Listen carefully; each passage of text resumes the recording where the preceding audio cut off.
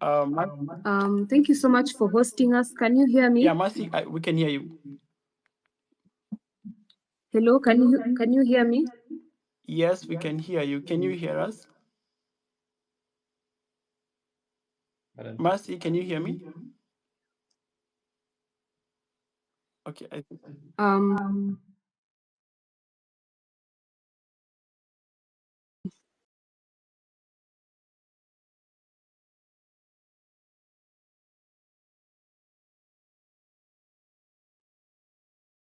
Yes, we can hear you. Can you hear us?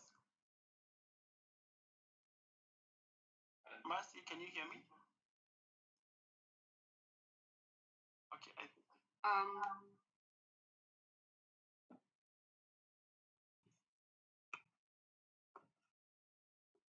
A bad seed. Chelanga. Yes, we can hear you. Can you hear us? Mercy, can you hear me? There was a time that UN had a strike, and UN attributed some of her articles to a strike that took place. Chelangat Mutai was expelled again and went back to the village.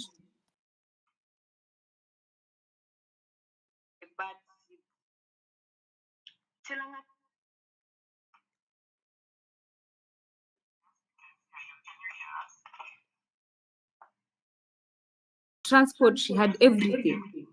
But now when it got to the passports, this is where the problem started. Moi declined to give Chelangat Mutai a passport. Instead, he took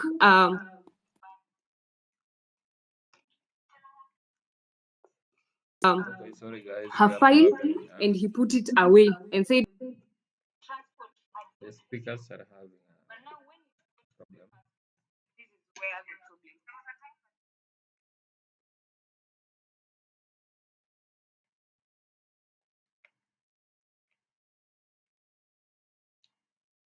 Kalenjin woman and the youngest member of parliament in Kenya.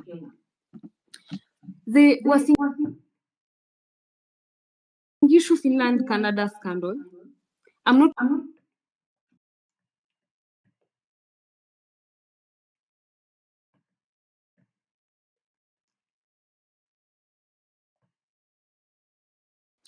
Number one is Guka. If you listen to me, ile siku nikiongea niliuliza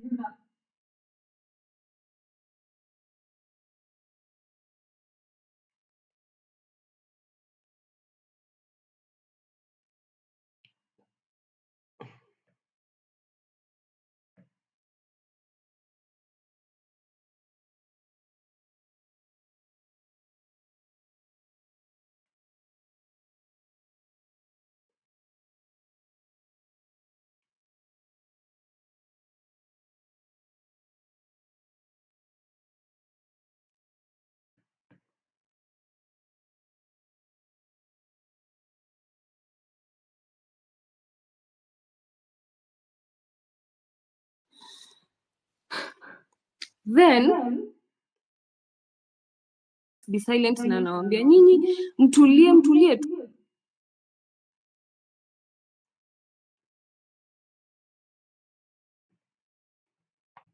Watawalipa tu msijali. And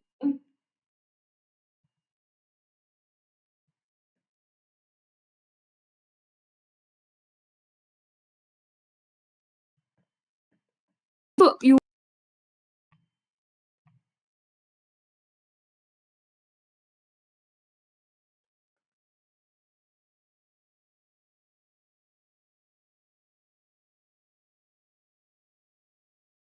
akitoka hapa akuje asaidie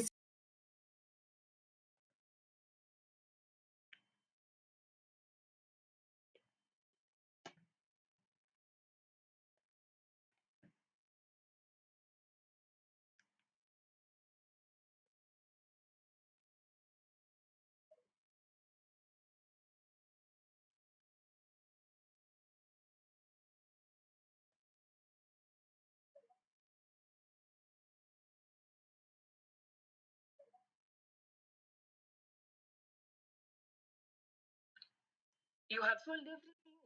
Wewe na mtoto wako mnakaa hapo kwa nyumba mnaangaliana mnachukua tu kwa final. There's no when you ask these people they wanauliza wewe ulipea manda kwa pesa yako ama ulipea shilingi ama ulipea nani? And you know very well ulimuta kwa final. There's a widow who had children. He lost 4.2 million to this 4.2. He sold his 5 acres of land. Kama wewe unatoka Shag, hata anyone knows how land is so precious, very precious. Kauza 5 acres na tulikuwa tumepewa 2 weeks. 2 weeks mko mmeleta pesa, kama hujaleta pesa unakuwa disqualified. So this man is a widow, he has raised his 3 daughters, ameenda ameuza shamba yake in 14 days. So that means hiyo shamba imeenda at a throwaway price because you cannot get a buyer in that span of time when atanunua na that amount, like the right amount of money. So he lost 4.2 million. Tulienda mkutano, the last meeting alikuja, tulikuwa na Chelili Mbarorot na Mandago, na akawaambia mimi nimelipa pesa zangu. Niliuza shamba na akasema niliuza shamba zangu eka 5 nikalipa 4.2 billion. Sasa hii sina mahali pa kuenda. Sasa acha nirudi nyumbani. Nikifika huko nikae tu mtakuja mnizike. The worst thing is that this man would not have found out about this because anatoka huko ndani, ziwa ndani.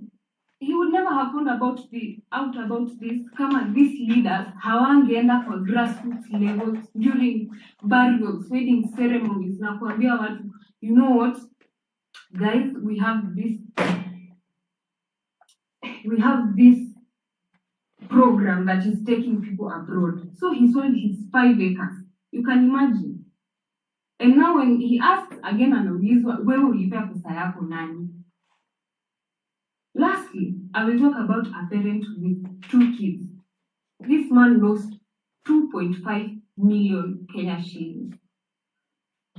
He had 2 daughters in this scandal. He paid 2.5 million to the same account. Then, this thing, pesa ikapotea. Mpaka sahi, bado sisi wote, everyone mwenye alikuwa kwa hii kitu ako Kenya. And ilibidi ametoka Wasingishu kwa sababu this was his pension. Ilikuwa mpango yake. Alikuwa amejiambia unajua, niko na watoto. Nikilipia watoto hizi pesa, wanaweza jisaidia kimaisha, waone kenye watafanya, waende wasome, maybe in 1 year, 2 years wanaweza rudi Kenya wanisaidie. So sahi wote wako nyumbani. Imebidi atoke Wasingishu, ameenda Baringo. Kufanya nini? Farming gani? Ya nyanya. All of us know, if you're a farmer, unajua how farming ya nyanya ni very, very, and inahitaji so much care. It is not like maize where you just plant it then you leave you go. This is tomatoes which require you to stay hapo the whole season. Huyu mtu ametoka civilization, ameenda huko in the middle of nowhere. Why? Again to start over. A 65-year-old man trying to start over. Aone venye atajisaidia kimaisha. Wamechukua hizi pesa. Na sahi tena mkienda kuuliza, wanauliza wewe ulipea Chelili pesa, ulipea Mandago pesa, ulipea Barorot pesa, ulipea nani? But okay, that is what your government can do. All right, Mercy. Just So nyinyi mnawapea pesa and then wana decide umetupea pesa. Sasa let us put it into better use. Alright. So mbona mna complain na nyinyi mko ndani ya serikali? Si ni mtu wenu mwenye anawatakia mema. Si mmempea pesa. Si mumpe time aende put your money into better use. Why are you hurrying? Why are you disturbing? Just hold on, man. Why can't you wait to put your money into better use and then decide that you are going to now pay for your school fees if you want or maybe refund? All right. Then they will ask you, why are you fighting a government that is working? Because see, the government is working, everyone can see. You pay your money, the government works for you, it takes your money, it puts it into better use, and then now what you have to do is wait so that you can see the fruits of this. Sasa juzi, they have decided, All right, because Mercy. Hold on there. I don't want a job. I do not Hold want on, a hold job. on The there, thing Mercy. that ilileta all of this is I was supposed to go to school. So why do you want to give me a job when ningekuwa nimeenda kusoma? Now they have seen they cannot get to me, so they start using proxies. You start talking to my family and start telling them, kwani huyu mtoto ameulizia appointment akanyimwa, ameulizia dialogue akanyimwa, ameapproach nani akakataa kumpea kazi. Huyu mtoto anataka kuenda kufanya kazi wapi? Mbona tumeongelea kazi ya mtu mmoja na kuna 379 others who are suffering, who have sold their land, who have sold their property penye wanaishi. Right. All right, Mercy. Hold in there. Hold there. Hold there. But that is your government for She you. can't hear me well. Let me bring in Francis. Francis, Gaido, what is your comment on all these issues of politicians stealing money, stealing loans, looting money all over? What do you think is the way forward here? What are we going to do as citizens? Because we cannot keep on talking, tweeting, writing, posting. We need action. We need to take action. We need to take action. Amerix, we are tired of this bullshit. We are tired of the garbage we are seeing everywhere. So let me tell you something weird I observed today. So after the Trump assassination attempt, then immediately I saw Elon Musk. Elon Musk said that he has endorsed Donald Trump for the presidency in light of the happenings of today. And I was like, can you imagine if a businessman in Kenya tried endorsing a candidate for president, what would happen? We have seen the repercussions. We have seen everything that happens in Kenya when you align with one individual or presidential candidate. It's become so bad that if you are involved in politics, you're socially and economically isolated. We saw during was very vindictive, very toxic. Uhuru ensured that everyone was below him because he wanted to remain as the alpha and omega. And so we have to anchor our economic policies to transcend individual or personal party loyalties and whatever, so that we don't have a situation where we have one singular individual whose only ambition in life is to ensuring everyone else falls so that he can remain on top. That was one thing I noticed. I was just trying to juxtapose what was happening there to here.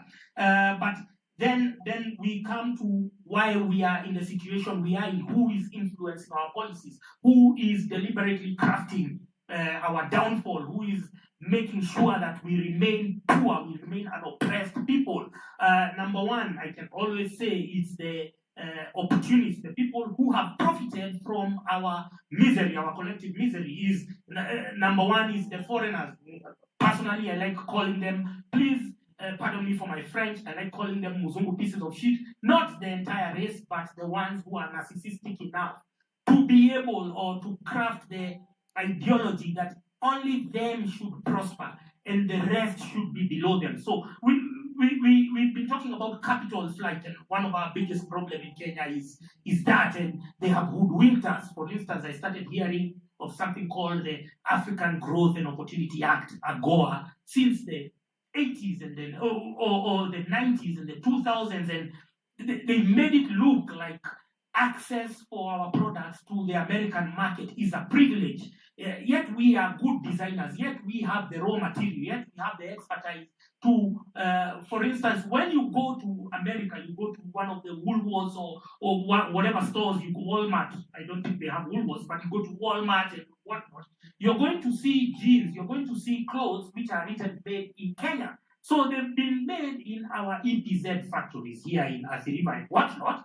and they go there just to be labeled, just to be put a brand. It's Levi Strauss and whatnot, and yet the same can get into the local market. But then they erect entry barriers. They erect entry barriers for even local entrepreneurs, so that our products, which are made with our cotton and with our labor and with our resources, can access a foreign market, and we cannot get the same quality here. So it's almost like we are beneath them. It's almost like it's been institutionalized. It's almost like the bureaucratic pieces of shit who work in KRA, who work in Treasury, are conspiring with these foreigners to ensure that we remain as oppressed people. You look at our coffee. Our coffee is diminishing in our production, but the best of our coffee is taken outside the country. And then they go and take just a fraction of it, 10%. And then they mix it with 90% of Brazilian coffee. And then it is imported here as Nescafe. And you idiots are here, you are celebrating that you're drinking coffee, yet it is 10% of the same coffee that your parents and grandparents are growing in their farms. You understand? So we've been deliberately put in this state. And then they come and scaremonger you and tell on all these narratives about stability and economic prosperity, but it is them who are prosperous. Us, we are remaining here consuming third-rate products while we have the capacity to build. And one thing we should be focusing on is domestic consumption, value addition, so that when we are exporting something, we are not exporting to a go down in Dubai so that it can be value added and packed and branded. We can do all of that here and create those jobs so that we sell to these Muzungu pieces of shit at the same, value, at the same marked up value that they would buy from some. By the way, have you going back?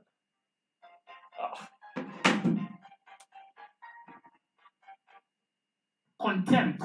That contempt continues spreading to how we approach our immigration. For instance, in Kenya, any foreigner can land in JKIA and get a visa on arrival. But us, we go to the US Embassy, you are queued there. They make us go through hoops. They take our application fees. They don't even refund. Which is why I was saying the other place we should be occupying is occupying US Embassy. Because how do they charge $200 for an application? Well, they already have a quota where they know we are going to allow these ones. They already have a quota. So today they say we are only allowing 20 or 30. So everyone there, you're just going as a formality because they have pre-decided and predetermined who is going to get a visa and who is not going to. And then we have seen this Meg Whitman. She has insinuated herself so much in our policy making. She's taking selfies. She's doing a lot of PDA with Ruto. And I'm saying, who the fuck does she think she is? She's just a mere diplomat brought here to serve a purpose. She's supposed to be neutral. She is not even hiding that she's pro this faction of the political divide. She doesn't care about Kenya. She's here serving commercial interests. And we as Kenyans are supposed to clap for her because Ruto held an umbrella for her. That is the highest form of contempt.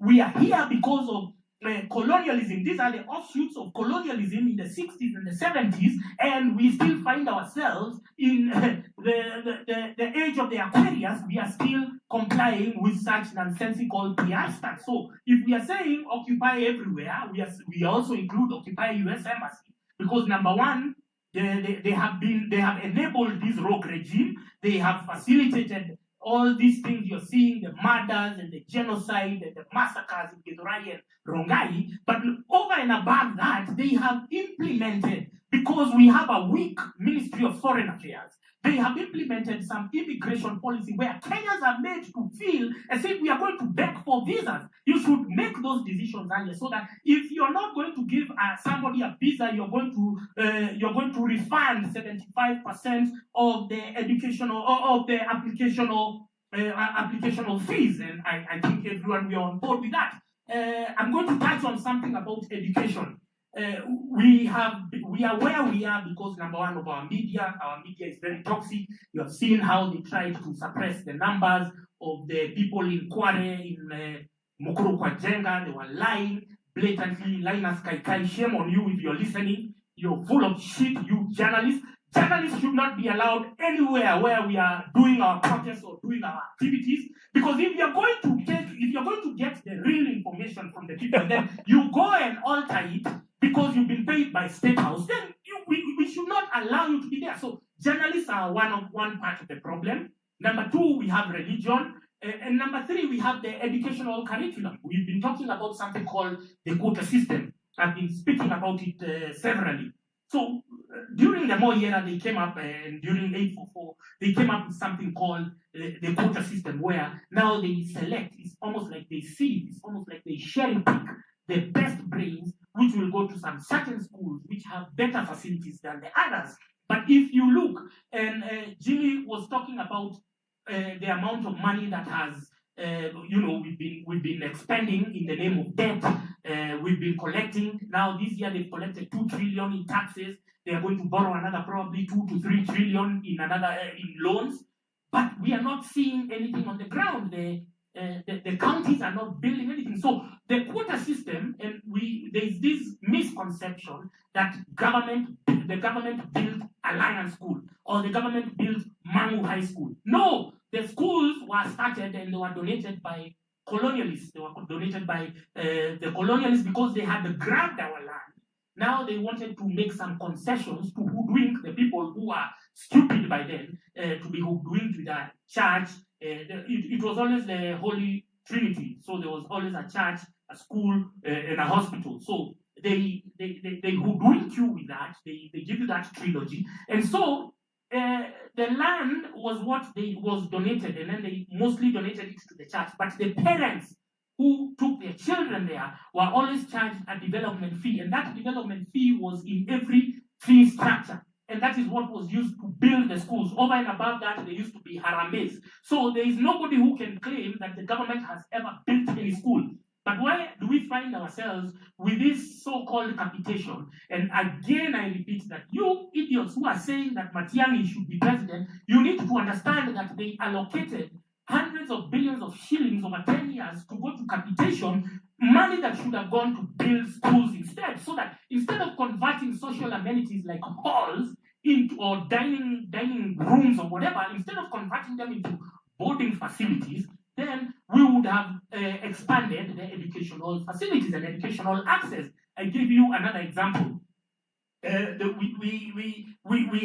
this saying that the closest school is the best school. So instead of having a boarding school where I saw there's a lady called Karibi who sings, and her son got an accident when he was leaving Chavakali coming back to Nairobi. Why are we subjecting students to these long journeys to go to school? What we should be doing, the closest school is the best school. Like now Nairobi, all the schools were amazing if you look at Upper Hill and whatever, but because subsequent boards, subsequent management, subsequent counties neglected them. So the schools have reduced and fallen in stature and in their quality of education they provide, but they were high-end schools if you look at them today. But even Kibera Olympic, it used to lead in the KCPE results. So what we need is not now to come up with more entry barriers under the guise of quota system and whatnot. Every county, every CDF, every constituency receives no less than 110 million per year. The cost of building a school is 10 million.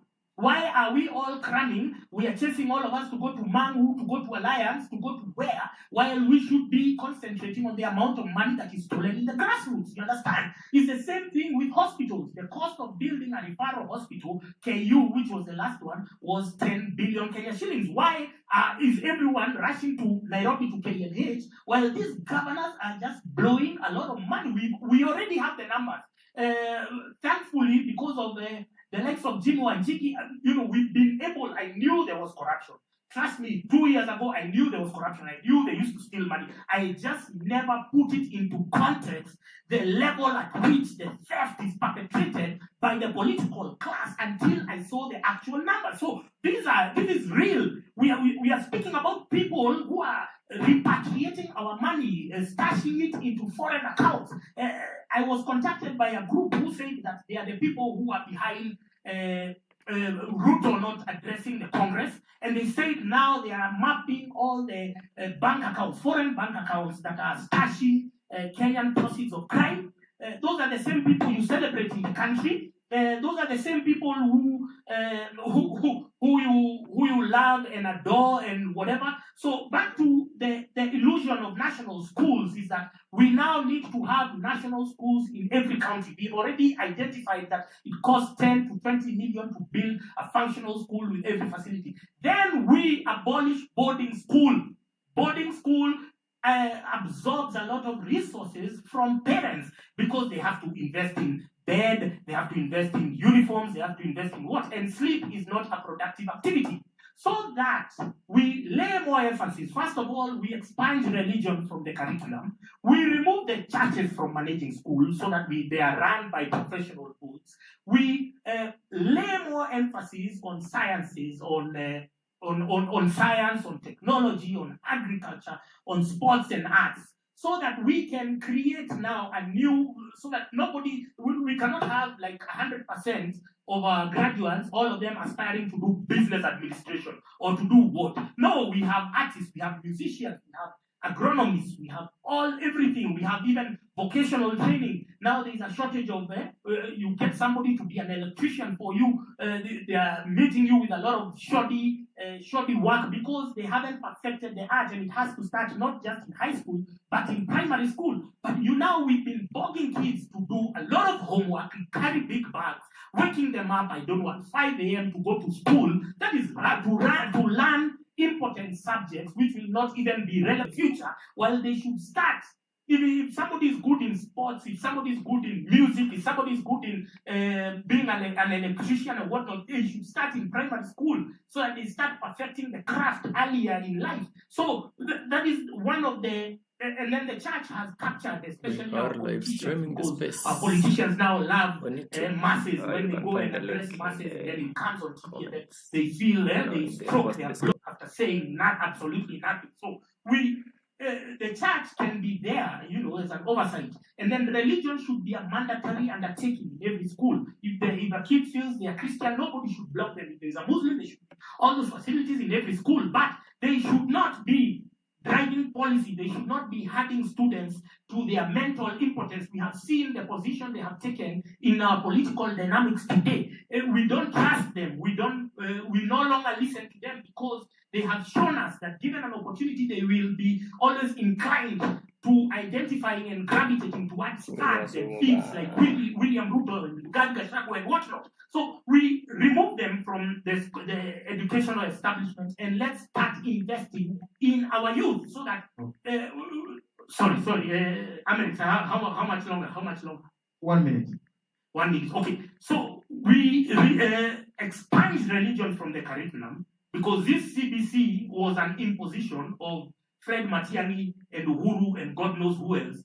We don't know whether there was public participation, but even if there was, we have come to understand that public participation in Kenya is a formality. It's just done, for the cameras. But now let's be intentional. And even as we are talking about overhauling the political and economic structure, let every sector contribute in a way. You already know the challenges that affect you whether it's in industry, whether it's in agriculture, so that we have one harmonized document to overhaul our economic blueprint, so that we build a new one, so that in future, one president cannot wake up and say, oh, because I hate Jimmy Wanjigi, I used to love him, he's my friend, let me go rock up to his house and raid him when his family is there. We don't want to see such scenes again, and they will only be a figment of our imagination. They will only be a distant past if our reforms are intentional, if they are deliberate, and if they are forthright,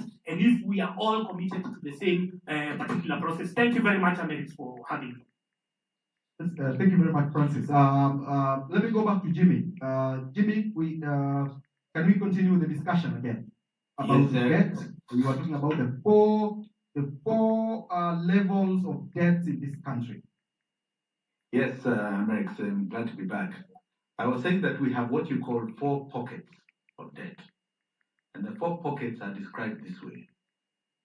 The Paris Club pocket. This Paris Club pocket is the pocket that has the Bretton Woods institutions, IMF, World Bank, and a lot of the Western bilateral agreements. We have another, which is called the London Club debt. The London Club debt is where you have Eurobond, and you have syndicated loans. Very expensive debt. Then you have the Chinese debt. Some of it, most of it, very kosher, but there's been some malfeasance, which I'll explain shortly. Very soft, but I'll tell you of something that was glaringly a big fraud on Kenyans. And the last pocket is what you call domestic debt.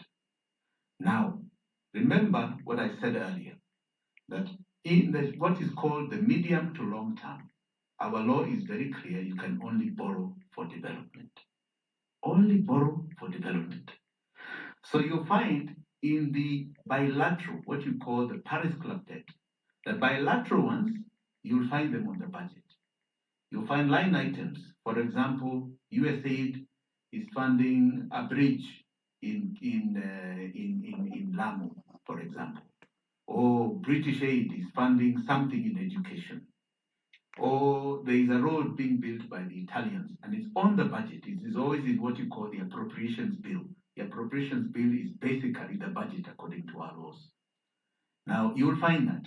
You'll find there is support for IMF and World Bank in the budget. It is there. Some budget is support going to line items, what are called vote items in the budget. Some of this IMF money I'll come to later, we are questioning what it's about because it is not in the budget. Now, you come to what you call this new pocket that was introduced over the last 10 years or so, called the London Club pocket. Kibaki took a small portion of it as he was exiting, but it was really the regime of Uhuru. That pocket of London Club is very expensive commercial money, more or less commercial money. It comes from private investors. Eurobond comes from private investors looking for where they can put their money, right, and earn a good interest rate. So the interest rate was taken for our first Eurobond of 2 billion was about 6 or 7%, but it has gone up. Now, Eurobonds that the Uhuru Ruto government took was 7 billion. They have also taken a similar amount under syndicated loans, 7 billion. And I can tell you today that none of that money, because it is long term, it is beyond 1 year, none of that money, they're talking about $15 billion, appears anywhere in our budget. It funds not one project. It does not even, we don't even have it as appearing in the consolidated fund. It does not fund one item on the budget. That is your London Club pocket, and it is very expensive. Then you have the Chinese debt. The Chinese debt, most of it is anchored in our budget. It is very clearly stipulated what projects they're supporting. Right? If we are doing a road, if we are doing SGR, it has been there. But SGR has been a fraud of monumental proportions. And I'll simply put it this way just to give you an example. Just to give you an example. I'm very familiar with this project called SGR. Very familiar. I initiated that project under the Kibaki regime. In fact, it was under the coalition agreement of Kibaki and Raila. We started that project in 2008, and that project was simply a private project. It had no government money. We wanted to do a private feasibility study because a company called RVR had failed. And we wanted to do private investment of a line from Mombasa all the way to Malaba. Right? Simply a private investment, no taxpayers' money. Our costing out of our feasibility study and our technical study came to 55 billion shillings. All the way from Mombasa to Malaba. I suddenly saw an amount of just Mombasa to Nairobi, somebody parachuting a project that had become government under the Uhuru government of 380 billion, just Mombasa to Nairobi. That project from Mombasa to Naivasha costed for what were called the original construction plus rolling stock amounted to 500 billion shillings. So just to give you a summary. So the cost of the project is 500 billion. Chinese Exim Bank, that's the Chinese debt, say we are going to loan the Kenya government a total of 90% of that money. So Kenyans, you must raise 10%. 10% of 500 is 50 billion shillings. So us from our hard-earned taxes must pay 10% before they pay the 90%. So we did an audit of these amounts, part of our debt audit. We did an audit. What happened? Did the Chinese give us all the money that they said? Yes, they did. They gave all the money. It was paid directly to China Road and Bridge Company, the 90%. So did Kenyans raise the 50 billion, which was 10% of 500, right? And did they contribute their share of 10%? We did the sums. Now, on the loan part, I want you to remember we are servicing that loan at very expensive rates. In fact, this coming month, there's a big bill coming up. Now, did we raise the 50 billion to as a contribution of 10%? So we did the numbers, right? And it's called Self-Raising Finance, SGR grant from the Treasury. So 50 billion was supposed to move from Treasury to Kenya Railways and then to the contractor called China Road and Bridge. So we just did the math. Eric, it was not 50 billion that was paid. It was 644 billion shillings that came out of the Treasury to go to Kenya Railways, to then go to China Road and Bridge as self-raising finance for a project worth 500 billion. So we paid for it with our own money and even more. And yet we took a loan and we are paying back that loan. China Road and Bridge for the building of SGR from Mombasa to Naivasha was paid a total of almost 1.2 trillion for a project of 500 billion according to the contract documents. So 700 billion above what was required. That is a frightening fact. Then you come to something called domestic debt. What you hear, bonds and bills taken from our local banks, insurance companies, pension funds. This amount of the total debt we're talking about, almost 11 trillion, today stands at 5.1 trillion. 800 from our pension funds, 700 from insurance companies, the rest from banks. In other words, it's our deposits, the Kenyans' deposits in our banks, that the banks have decided to take to the Treasury, loan to the Treasury, and then our taxes pay them their huge interest rates. So you can see where you see some bank CEOs earning humongous amounts of bonuses and all sorts of amounts like 300-400 million shillings a year. This is why our money going to our government and our taxes paying for all these banks to make humongous profits at our expense. You and I try and borrow, we are told to borrow at 25%. They are loaning to the government at 16%. It is a monumental fraud because, again, there is nowhere in our appropriations bills, revenue, that you can say, this money, look at bonds. The other day they took an infrastructure bond of 200 and something billion shillings. I think it was February. What infrastructure on the budget was being funded? Nothing. Nothing. These bonds and bills have funded nothing in our budget.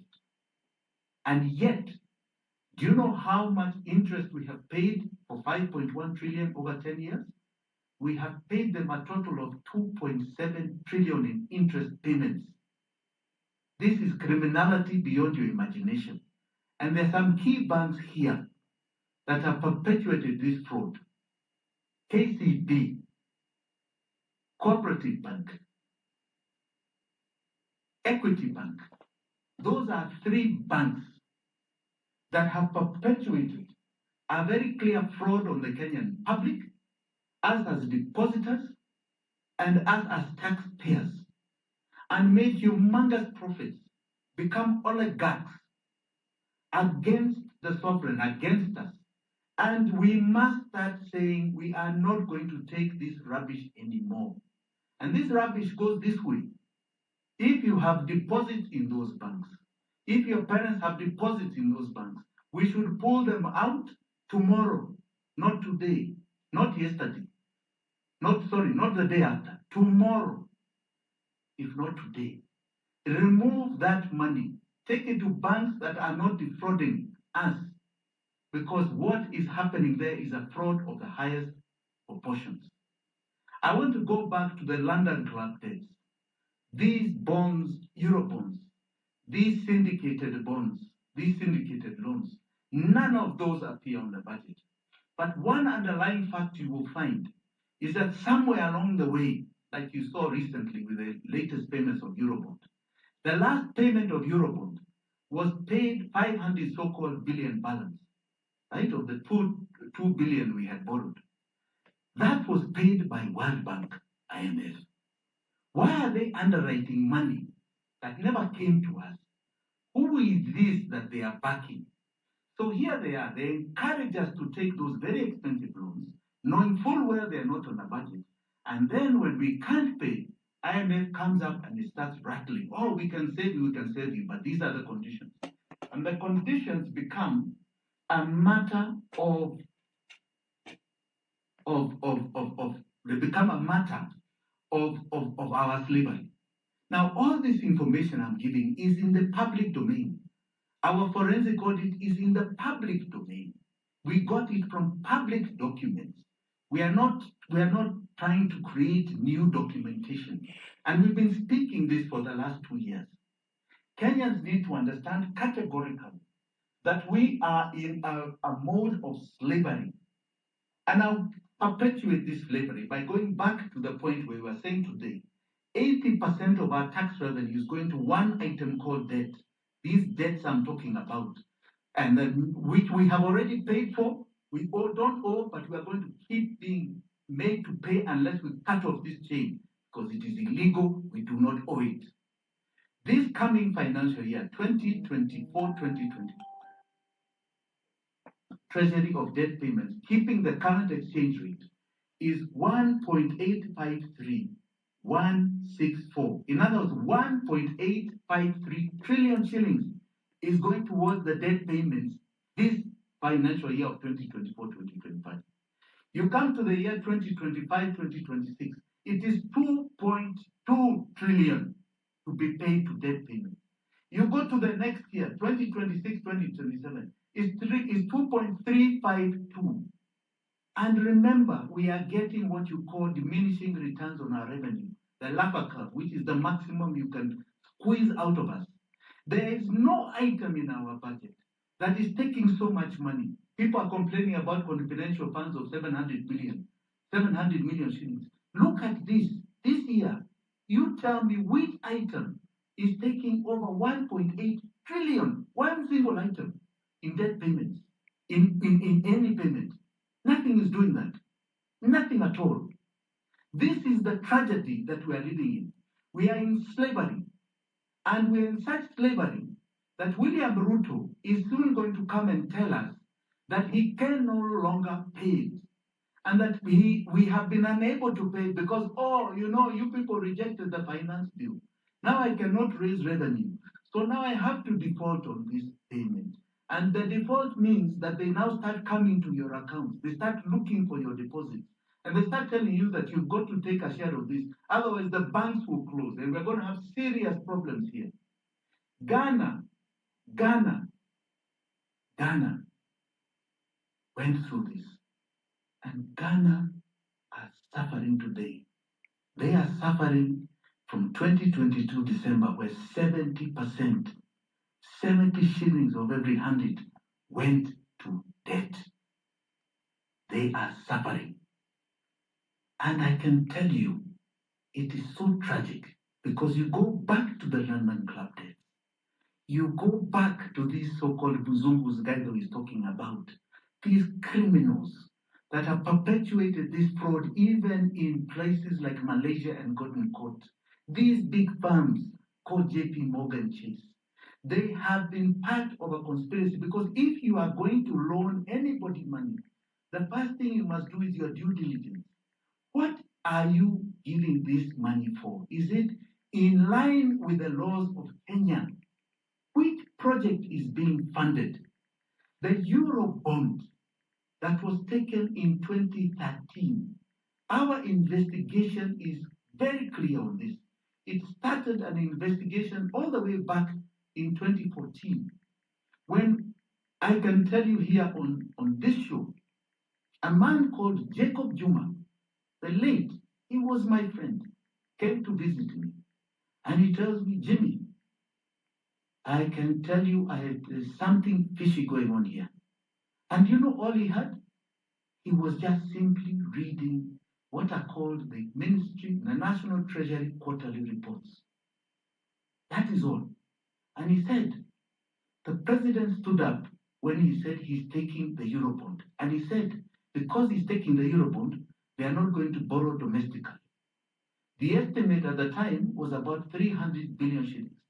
So 3 billion almost Eurobond that he was taking.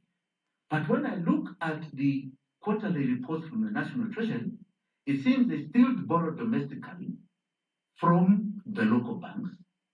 And that's their quarterly report, not the budget, quarterly report. And they are not recording what happened to the Eurobond. So we started asking some questions. Unfortunately, we got the opposition leader, Raila Amolo Odinga at the time, to write a letter to the Treasury to ask, where are these Euro bonds? The 2 billion you say you borrowed, what has happened to it? On a bit of a scare for the then Minister of Finance called Rotich, he released documentation. And he showed the following, that $1 billion, they went out into the market and they managed to get $2 billion early 2014. In fact, by May 2014. And that $2 billion, they showed us what is called the expenditure pattern of those dollars.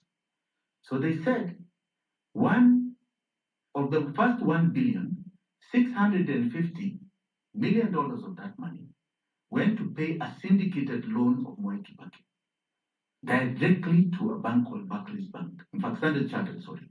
And they showed us a SWIFT transfer of that amount. Then a SWIFT transfer is to show, like you get an RTGS that shows from point A to point B, it went to the account and was credited. Then they showed us that 350 balance of that first $1 billion, it went directly to the consolidated fund, exchequer account 00010,3987. And they showed us very clearly that account. 350 credited. We said, hallelujah, Santa Sana. Very good work. Then we said, where's the second one? They said, oh, the second one, we hung on to until September of that year. I don't know why they asked JP Morgan Chase to hang on to that. But they said it also came. We said, show us, like you showed us of the 350, show us this amount of 1 billion, how it came to the Treasury. Said because the 350 that came to the Treasury, came to the central bank, account number 1, it showed categorically that you had a SWIFT transfer. You even had your letters from CBK addressed to the Treasury, showing the exchange rate confirmation that you transferred to Kenya shillings. Show us the same for this $1 billion in September. They sent and put up a SWIFT transfer. But that SWIFT transfer did not show us where that money went. It was completely blackened out. Apart from the top where you see it leaving an account at JP Morgan Chase, the rest was completely blackened out. Then they tried to quickly show us an amount in December that was directly from Citibank, what they called tap sales of $815 billion. Right? That $815 billion, they showed us the SWIFT transfer. It came to an account they had now created in the central bank called a sovereign wealth account, some 10,12674 account, not the consolidated fund. They said, And then they showed us the communication from the same central bank saying we have credited this amount with an exchange rate of this value. We said, very good. Can you go back to the one of September? Where is it? They never ever showed us. We eventually saw it in the Auditor General's special audit of the Eurobond done by Edward Awuko. And Edward Awuko in his report says that this amount entered an account called 8,214 something. We said, what account is this? We don't know it. We don't know it at all. What is this account? We never got a further explanation. But nobody dared to present even one iota of that SWIFT transfer like they had done for the others. Even the letter exchanging the amount from dollars to Kenya shillings, central bank saying this is the exchange value amount, they didn't show us. What we know is that that money, nobody has provided evidence that it entered this country. Now, the Auditor General in his report further goes to say that all these amounts cannot be attached to not even one project. And actually, even in his conclusion, says that when he asked the Treasury, what were these monies so-called used for? The Treasury says that these funds are fungible. In other words, they're interchangeable. They can do what they want with them. In other words, they admitted they are breaking the law. That is just one Eurobond of $2 billion. One did not come here. They subsequently took another 5. Please take note. Now, and for generations to come, the perpetuating our poverty and our slavery. In the old days, slavery was something that was done with chains put to our hands and our feet. That is what is happening here with this debt. Debt has now been used by our own oligarchs, our own people in power, and of course, in collaboration with others outside this land. Others outside this land who know what is going on, who know the illegalities of what has been perpetuated, to ensure that we are slaves to them in perpetuity. You can complain about the finance bill today or tomorrow, which are tax-raising measures, but we are going down so fast as a nation. The poverty rates are increasing by the day because of one item.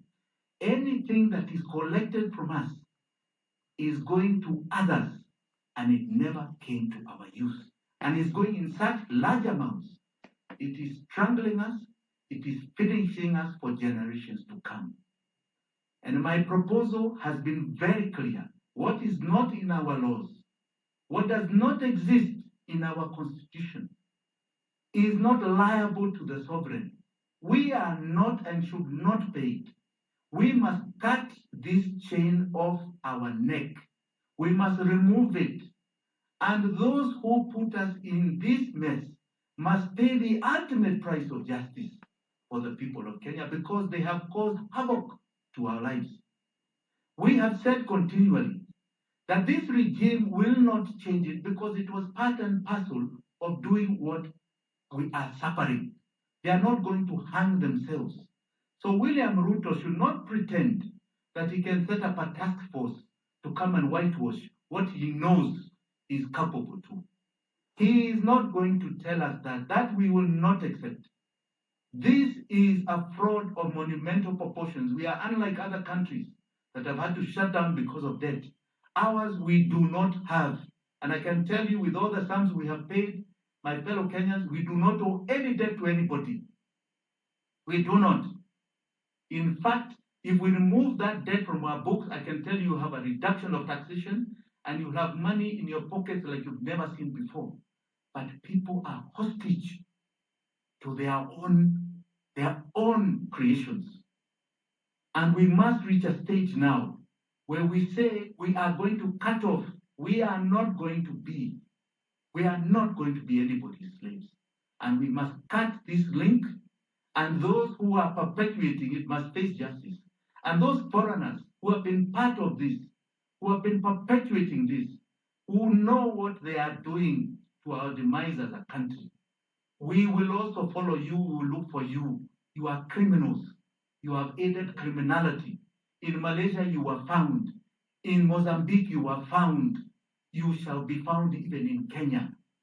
And those who are protecting them, please. We used to have big friends. The West have been good friends of Kenya in the past. Why do you want us to be your slaves? We are just as good, if not better than you. We deserve more, and we are not going to take this nonsense anymore. So my fellow Kenyans, we start with our own. Those who are perpetuating our slavery in something called domestic debt, those culprits, those oligarchs, must be dealt with now. Tomorrow, the day after that, go take your money from those banks. Tell them they are not at liberty to continue your slavery. Tell those banks that decide they are going to put money in bonds and bills to our detriment, bonds and bills, money that does not enter the consolidated fund, money that is going to buy bullets to kill our children, that we cannot account for. We are not going to agree anymore. Stop them and tell them that you are going to go and greet them if they perpetuate this mentality.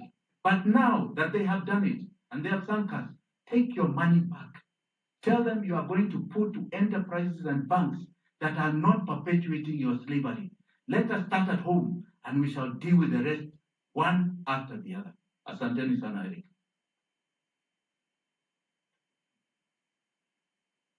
Right. My goodness. You, Jimmy, can you hear me? Yes, loud and clear. So you, what have you done, or what are you doing in your position? Because I know you are capable. You have the means. What are you doing in your position to ensure that justice on this economic fraud is given to Kenyans? Because Kenyans right now are unable to put money in their pockets. That's correct. Bad. That's correct, Amerix. And I can tell you, they will not be able to. As long as we have this monster, they will not. So the first thing is that we must get rid of these people from power. Anybody that has aided and abated this must get out of power. We must have a fresh broom.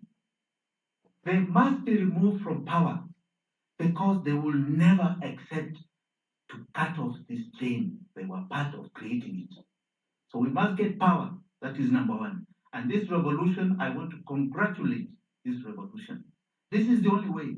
I want to congratulate those who are doing it. I want to say categorically here, I condole with the soldiers, the fallen soldiers of this revolution.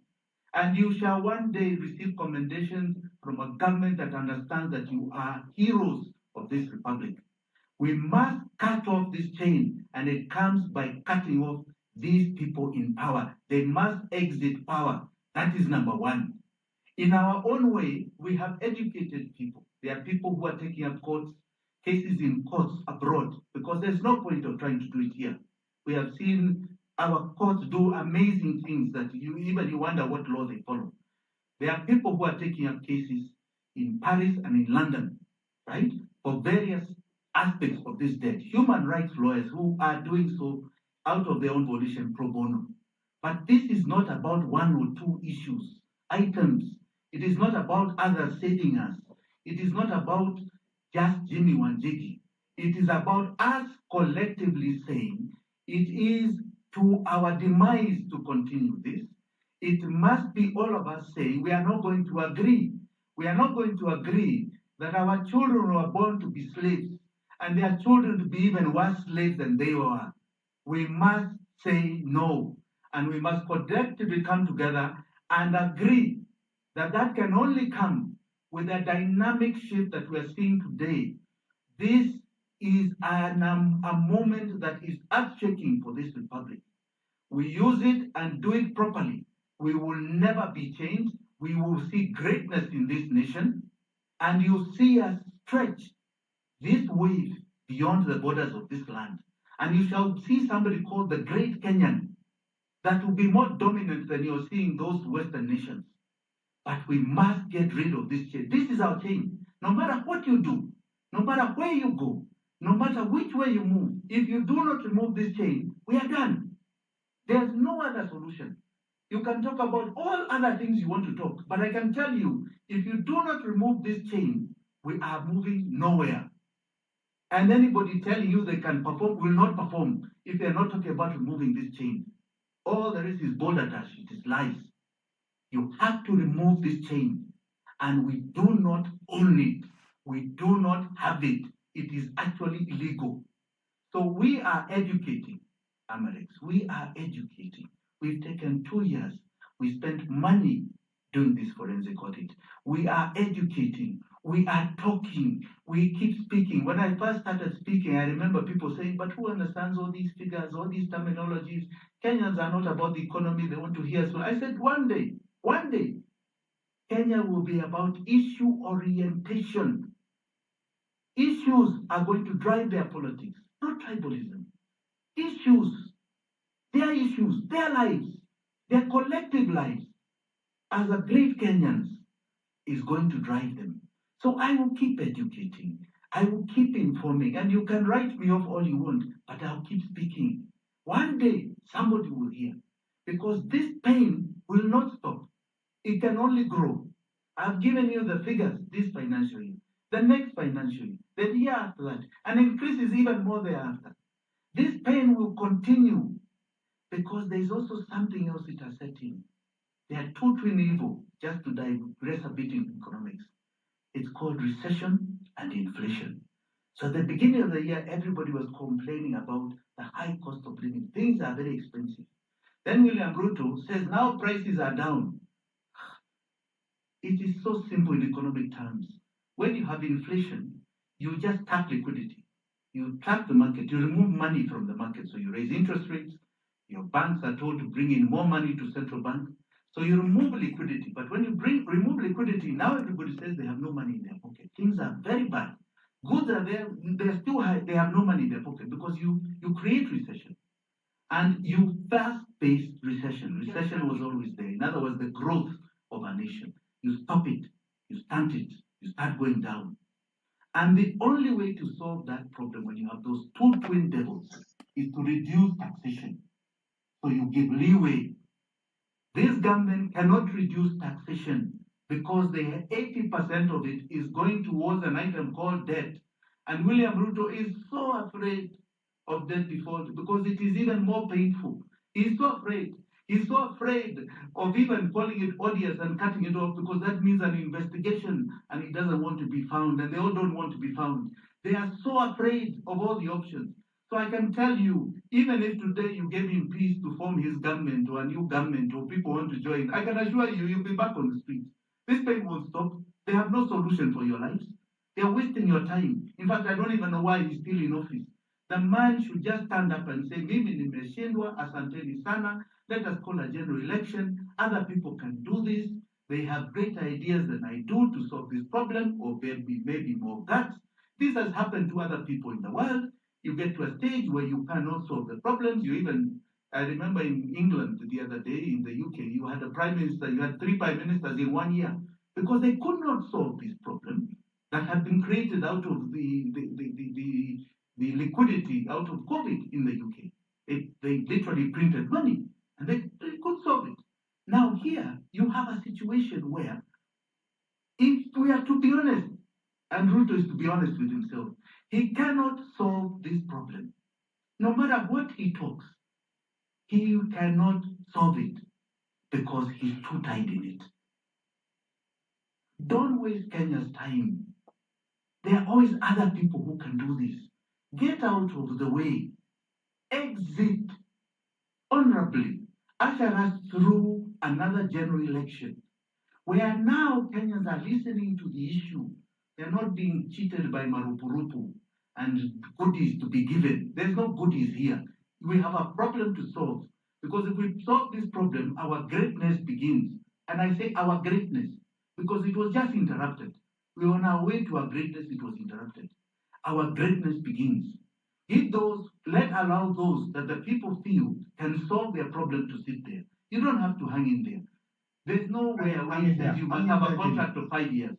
Hang in there, Jimmy. Thank you. Right. Thank you.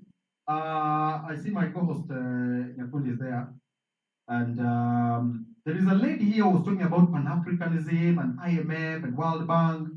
Maybe Nyakundi, can you bring her? Excuse me. Hello? Just hold on a minute, Tony. Just a minute. Tulikuwa nataka hawa kubwa kubwa. Tumegonga ngapi? Tumegonga ngapi? Wote. Hata Kidiki.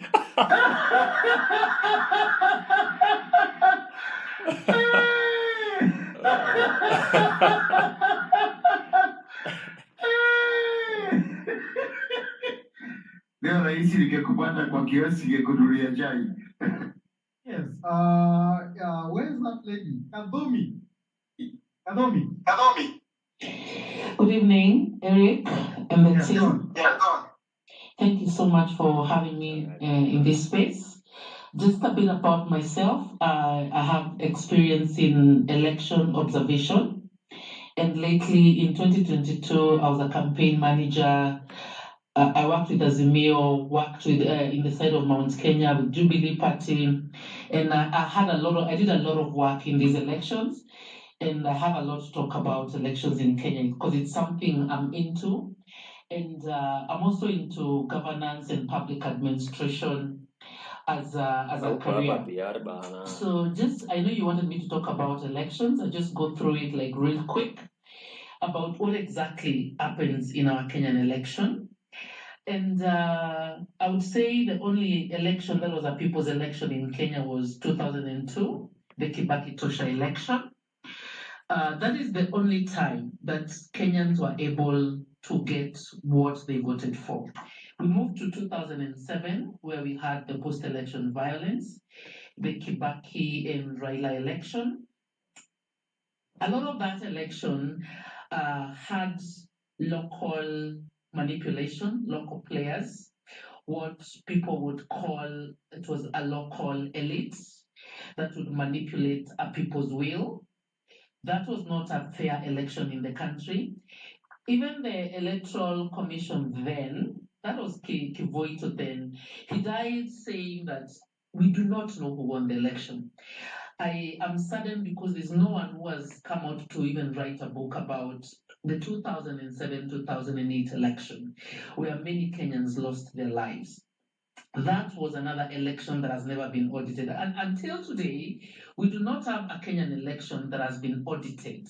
Most of the Kenyan elections are swept under the rugs, and we are made to believe elections have gone in a particular way.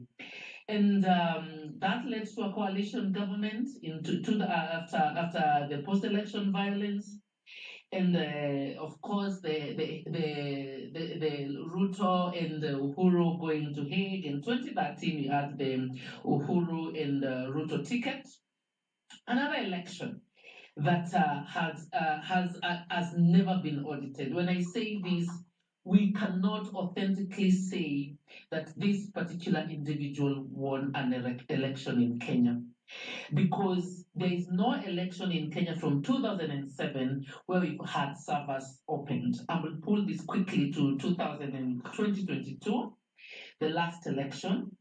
But just to mention on 2013 election, where we had a Kombe resigning, we had them Sandode, we had a lot of things that happened in that election. But Kenyans, we just want to move on quickly and settle down. But all in these elections, it's not a people's election. In 2013, coming down, our elections have been manipulated externally in a big way. manipulated. It's a long process. It starts from the funding of IEC. It starts from monitoring the country a couple of years before the election. Programs, they call it them civic education, foreign funded, but these are small ways of programming Kenyan elections. And we pull it all the way to 2022, and people have been asking me, Mary, how do you know this? I have been in this field as an observer, and I've been studying a lot and following the money. Most of the money that comes to IEBC from the development partners, UNDP, it's money that is meant to sway the directions of these Kenyan elections. And even to be brief and to go to exactly in the 2022 elections, you saw the Azimio team went to Chatham House, but what the media tells us is, of course, the European Union, the Western world is taking care of their interests. But that's not what happens. That's where they're doing an interview of who is going to be the president of what country. And now speaking about Kenya. And they qualify these people on how easily they can manipulate them and buy them in their history. And unfortunately, the Azimio team has not been very lucky in being the anointed people. So these are the team which is easily manipulated, which can carry an agenda. The Western agenda in Kenya was anointed for this election. So elections in Kenya start from the very end. They know who they want. They start working backwards.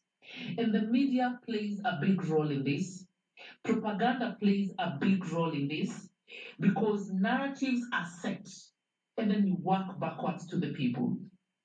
One of the elections, these 2022 elections, and I don't know if one day we'll ever be able to audit a Kenyan election, because what we get as leadership in this country is not what Kenyans elected.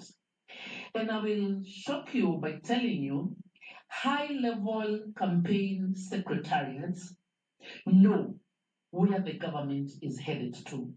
You must have had, like I come from Mount Kenya. In Mount Kenya, we use Jubilee Party.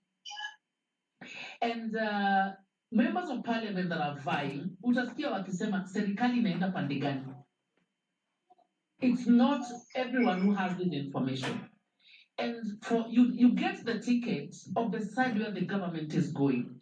Usually it is not who is popular, it is who has been anointed to be the leader. That's why everyone was campaigning for a UDA ticket. All the Jubilee people, they just jumped to this other side and got tickets, actually bought tickets. They just buy these tickets to secure getting another term in parliament. And what I would say, if you study the Cherera for what they were talking about, the results of 2022. But because the country is highly charged, people don't listen to the details. But for example, Kiambu County had an excess of 500,000 votes on one candidate. But people say, these things are very small, they're not going to sway an entire election. Let's not look at them. But those things could sway a whole election. No one has ever looked keenly or talked about Smartmatic and how Kenyan data is diverted and changed, or a logarithm is set to change or sway the data. That is what happens on Kenyan election. This is not local. This is not something done locally. It is an international manipulation of a Kenyan election. Someone needs to write a document about how we've lost our sovereignty. That's why when our president was sworn into office, he has done everything that's a foreign policy. It's not a Kenyan policy. In the Kibaki administration, we had public participation about GMO. Documents sit in parliament, but what did Ruto do? Immediately he came in, he lifted the ban on GMO. No public participation, nothing discussed in parliament, and GMO was allowed in Kenya. Every single loan that is coming to Kenya right now through IMF and World Bank has a social economic agenda attached to it. We give you this loan, you pass this bill, you pass this bill. That's why right now the agriculture bill has been passed. That's why right now it's a criminal activity to carry out agricultural activities unless you have a diploma in agriculture. Otherwise, you face a jail term or a bail. If anyone is willing, lawyers listening to this, please audit every single bill that has been passed in the Kenyan parliament. It's a foreign agenda. It's not a Kenyan agenda. Social economic structures, like on the 24th of July, there's a case, there are Kenyan agriculturists who have come together who are suing because it's now criminal to share seeds in Kenya. These are legislations that have gone through the parliament. That's why I would say this is the worst government I've ever seen as a Kenyan, because no one cares about the bills they have passed in that parliament. Why is our president jumping as high as the foreign masters want him to jump? Because they played a big role in his presidency. He has no stance to fight for the Kenyan people. That's why he was the best candidate for them. And if anyone feels like my sentiments are not true, tell me one single thing he has done that is good for the Kenyan people. Even this finance bill is all a social economic structure attached to IMF funding. When you study all these things that have happened in this country, you realize the foreign hand in the Kenyan democracy, it is so huge. And I will shock you when I tell you, even on the opposition side, a high level, they always know where the presidency is going. I will shock you to tell you, even Raila knew, let me do this thing to maintain my backyard, to maintain the control of half of the country. He has a big following. To control Azimio, to have a big number members of parliament in parliament. But he knew he's not going to ascend to presidency because he sort of lost the willingness to keep fighting, because it's a big monster to fight. When the election is done, he'll quickly be meeting the ambassadors, he'll quickly be meeting the EU commissioners, because the players that be have to manipulate both sides. That's why even now, his AU seat is really attached to these foreign bodies. They just want to balance an equilibrium in Kenya, because we are the products in the market, we are the slaves. They're squeezing every little life out of us as they manipulate a sitting government and manipulate an opposition. And as we sit here, discussions are underway of building a government of sort of national unity. I don't know if they're going to call it coalition. And they think that is going to quell the cry of Kenyans right now. They just want a working situation to continue pushing their social economic agendas, which are not Kenyan, which are not for the good of any Kenyan. And you will see they are going to have cabinet positions next week or next week, and you will see what these people are doing. They are working together. If they were not working together, none of these players is coming out clearly and listening to what Kenyans are saying. Because what Kenyans are saying, this government is not fighting for us. Even on the smallest level, this government is not fighting for Kenyans. For the people that can study and do this, if you study the Venezuelan hand in the Kenyan government, it was huge. The foreigners played a big role in diverting the will of the people. And I will tell you again and again, what you see today is not what Kenyans voted. Thank you, Eric, for your time. What do you mean? My Lord. I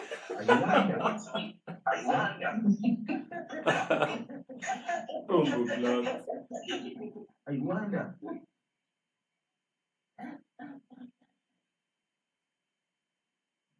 What I'm going to teach you in So,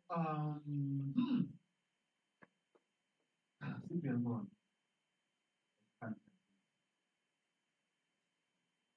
Okay, thank you, Eric. Allow me to bring in Mr. Tony Kashoka into the broadcast. So kindly you can proceed.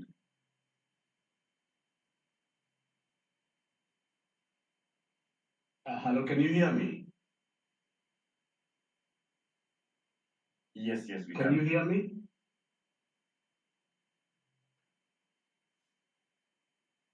This is an important subject because it's dealing with economic pain.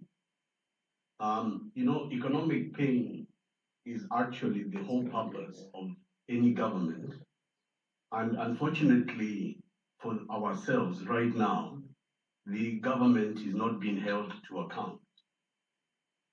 When the framers of the 2010 Constitution put it together, under Article 4, which declared Kenya to be a republic, there was the provision that Kenya is a sovereign republic under Part 1, but under Part 2, the Republic of Kenya shall be a multi-party democratic state founded on national values and the principles of government that follow Article 10. The reason that I'm bringing this up is because the only way in which a democratic republic can function is when the government of the day is held to account by the people of the country. Hello? Am I being heard? Yes. Go on. We can hear you. And I want to bring this alarm because Jimmy Wanjigi was speaking competently about what the executives have been doing wrong. And he was talking about the need for us, the people, to hold that government to account. But the only reason that we are being asked to hold the government to account is because of the complete failure of the opposition. And therefore, we cannot have any discussion about progressing Kenya with only Ruto must go. There must include the removal of this parliament and this senate. Because the President Ruto, when he came into office, his first act was to buy political parties. All of you saw how quickly he moved to do that. And where he could not buy the party, he bought individual members of parliament. Under our constitution, which is modeled under the Westminster model, the opposition is meant to be an official opposition with equal power to a government so that they can oppose the government of the day in order that the people can get a better government. And the public finances in the consolidated fund are meant to fund that opposition equally as they fund a cabinet and as they fund the presidency. So that at any point, the country is having a mirror. Our country is having a dual view, dual highway as to what is happening in the country. And since we allowed Ruto to raise the opposition benches and to actually assume the majority leader in parliament, when actually Azimio won the majority of members in parliament, then nobody is holding Ruto to account. Traditionally, the watchdogs in parliament, the Parliamentary Accounts Committee, the Public Investment Committee, are chaired by the opposition. And the constitution under the Westminster model envisaged that a government cannot police itself. It must be policed by the opposition. And the Attorney General and the Auditor General and all the heads of any corporation or ministry were required to go to either committee for scrutiny. The same way they would have to go if the president was to summon. And these are the reports, for example, that came during the Goldenberg scandal, during the Moi time, during the Kibaki time, the agro-leasing scandal, and so forth. But now what you have is the executive in full control of parliament, in full control of the executive, and therefore there is no accountability. And the citizens, as Jimmy is saying, we need to educate people, but the level at which we are educating the people means they don't have the access to government records.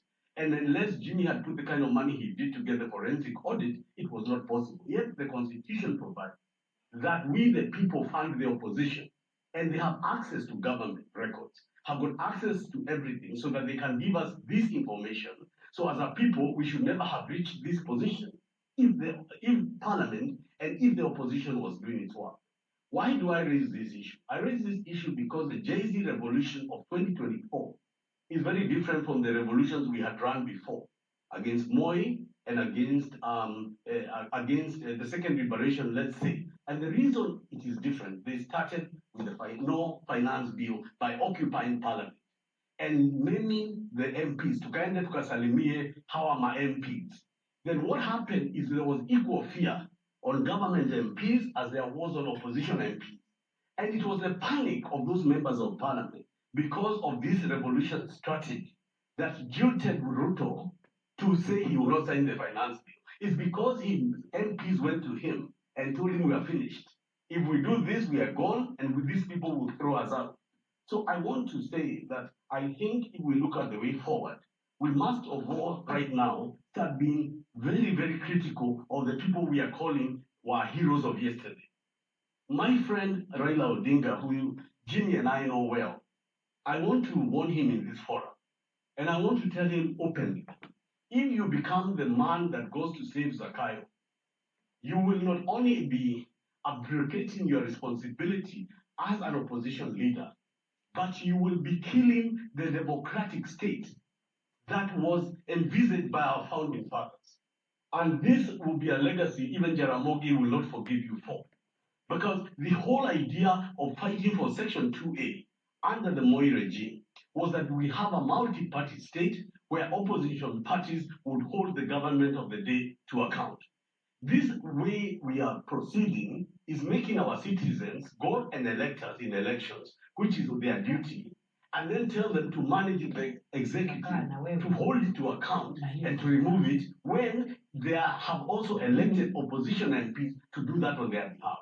So I wanted today to change this conversation to say that as we go to the streets from the 16th of this month, we go with two pieces of agenda. That even if Ruto was to go home, but we elect this kind of MPs, we are going to go nowhere. I want to give two examples. The MP for Silesia, John Waluke, was convicted by a competent court of his peers to 67 years in jail for stealing 1 billion shillings from the National Cereal and Produce Board. Waluke was told in the alternative of his jail sentence, he will have to pay back the 1 billion shillings.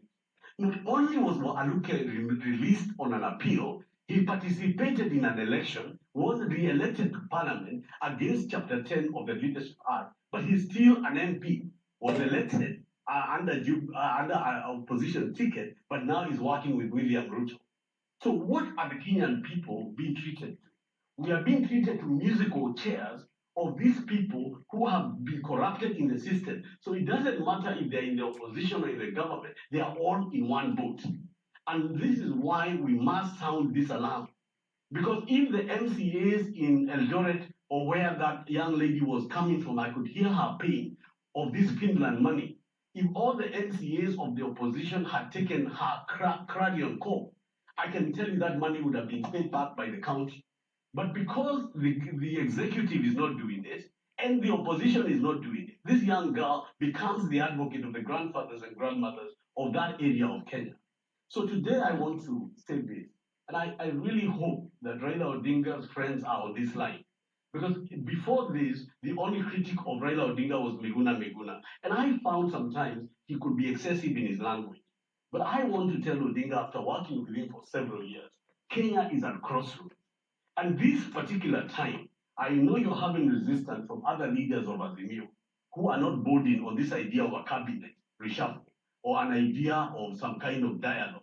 I want to tell this country why the court rejected BBI. BBI was rejected by 5 judges of the High Court because they said that this was driven by the president and Raila Odinga. It was not driven by the public. It was not people-driven. And because it was not people-driven, the judges, Judge Ogunda, Judge Ngugi, Judge Nyaga, and Maveka, and all of them said that the only way to alter the constitution is to involve the people and get them to begin their agenda. Now, when you say you're going to have a dialogue, and you're calling it a public dialogue, but you're not involving the people, you are saying it as Raila. you are going to do to us again what you tried to do to BBI. Because the people who are marching and who started this agenda asked you to stay at home. Why are you leaving the house? Stay where they asked you to stay. If they want dialogue, they will ask for it. If they want to talk to Ruto, they'll ask for it. Why are you intervening in a constitutional moment where the people are only acting because the opposition is not acting? So as Jimmy is saying, if these matters had just also had more people giving Jimmy some space, if there were more leaders in the opposition, if there were more people adding voice and adding, firewood to this fire, this issue of economic rape and economic destruction of Kenya would have reached all of us sooner before we get, from the frying pan to the fire. Why am I raising this thing? I'm raising these things because I was a press officer or press head of ODM in 2007 and working for Raila Odinga. In that time, I remember that when there was post-election violence in Kenya, Anyang' Nyong'o, who was Secretary General of ODM, wrote a letter to the Hague, to the prosecutor, and said, at ODM, we would like to bring information of crimes against humanity that were done in this country. And they named William Ruto as one of the offenders, according to the violations that would amount to human rights.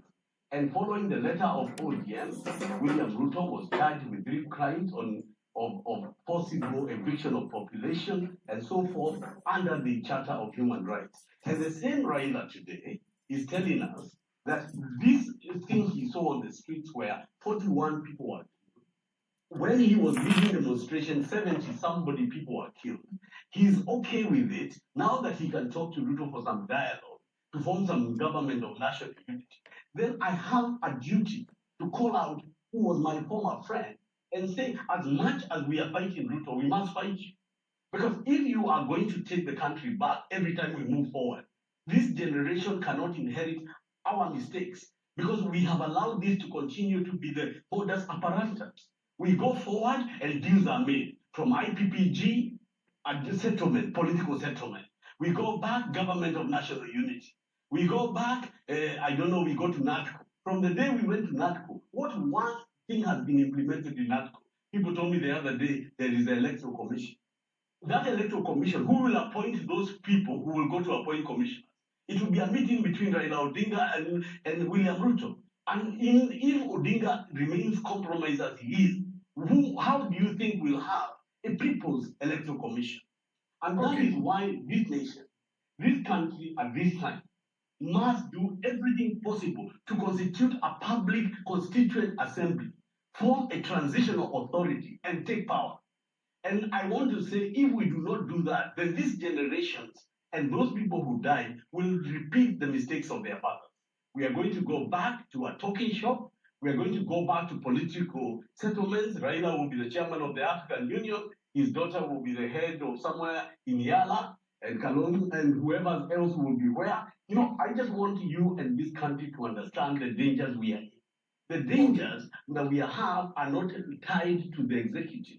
They are tied to abuse of the 2010 Constitution. As I finalize, I wanted to say that under the 2010 Constitution, Chapter 4 gave the Bill of Rights. And that Bill of Rights, read together with Chapter 1, where the sovereignty is with the people, was put in Bomas of Kenya by a very senior people like Yash Guy for a reason.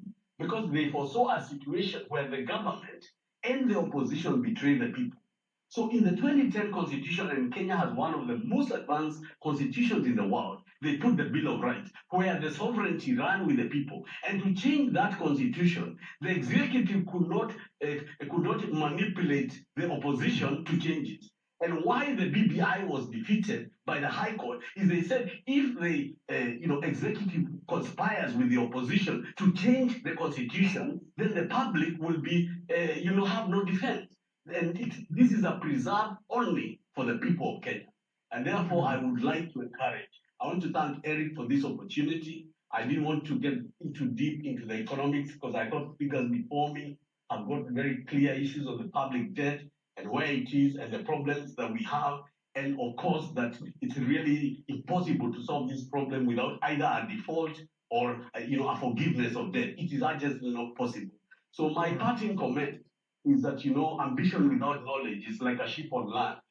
And we may be happy saying Ruto must go, but I fear that if we don't change, not just the people who are in parliament, but the way we vote to a tribeless, active, informed election throughout the country, if we do not reduce the cost of leaders, we have 47 counties when we could have 7. We have a woman leader or woman representative who does nothing. She has no duty in the constituency, she has no duty in the county, paid by the public. We've got so many parliamentarians, I don't know how many hundreds, when we could have just 100. We have a bloated system because we said, oh, if we decentralize the resources, governors will be okay. Now we have got 47 centers of corruption. Nairobi County should be a ministry in the government of Kenya because of its enormity. And because it is late in the day, and I know many of these people will have things to say, I just wanted to contribute into this conversation that maybe we should have a bird's eye view, a deeper assessment on protecting the democratic state. And it cannot be protected by the executive alone, it must be protected outside the executive as well. Thank you very much. Thank you very much. Gen Z, I'm waiting for my young siblings to come. Where is Kiduze? Is Duze? Is he there? Duze? 20. Hello? 20? Yes. Oh, I admit. Go on. Go on. 20? Guys, can you not speak? Speak, please. Eric, I'm not sure we have him on the call. Yeah, he's there. He's there. I'm waiting for him. I'm seeing him here.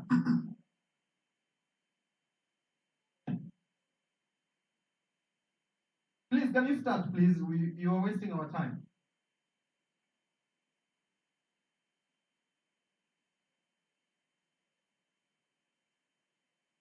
Can you go on?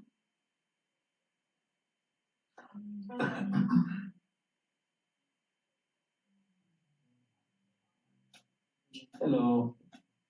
Go on, please.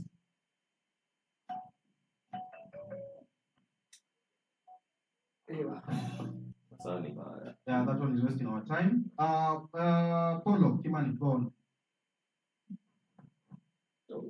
Thank you very much, Master Amerix, for giving me this chance to talk just a little bit. I'm not going to talk much, but whatever I'm going to say, you really need to be keen on what I'm going to say. So here's the thing. As I've received the information that as from today, there was a meeting. There has been a meeting, and what the meeting was about is basically Raila Odinga trying to come again and pretend that he's one of us. He's trying to come and kingpin himself as people love Raila. We used to love him, but now his plan is to come.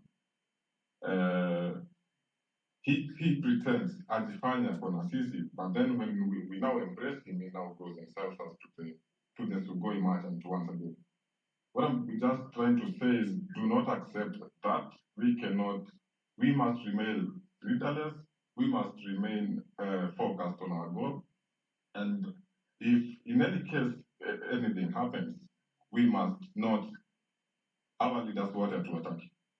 And also another thing, I can't even believe I'm saying this, but at some point I feel like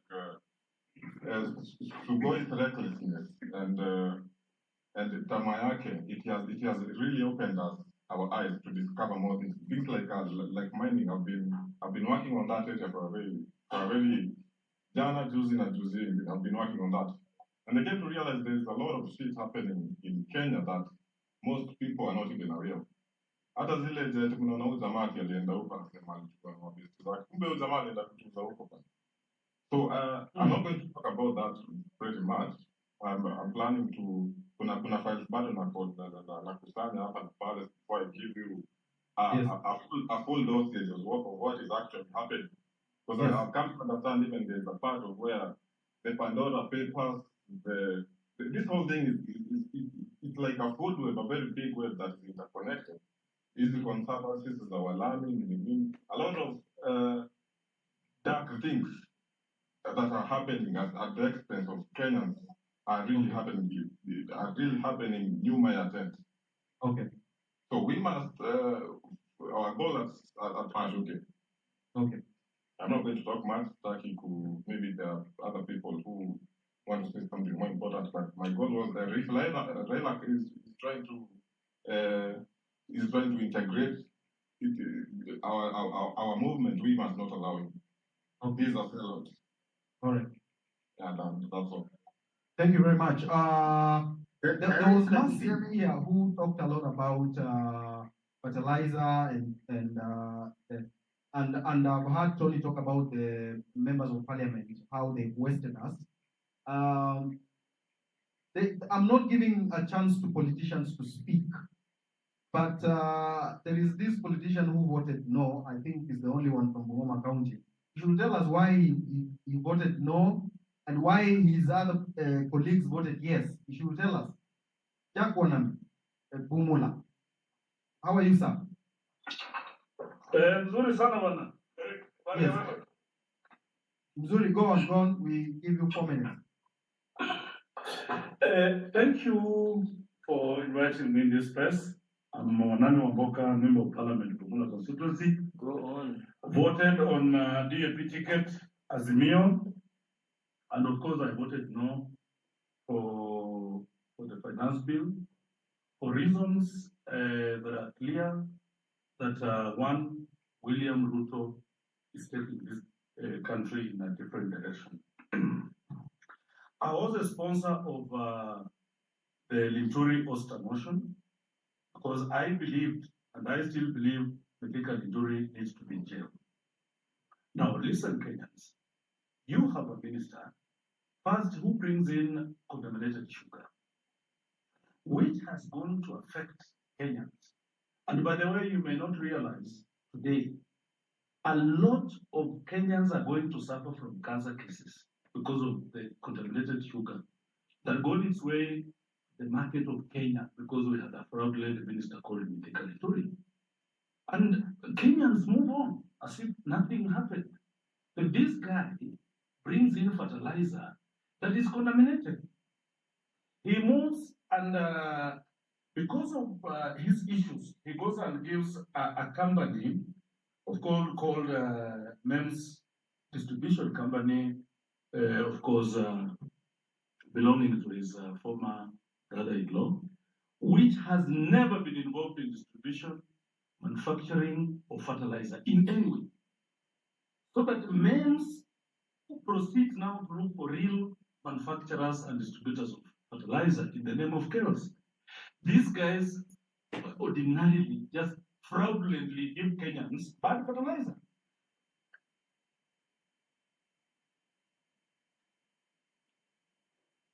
Yo. You there? Are you there?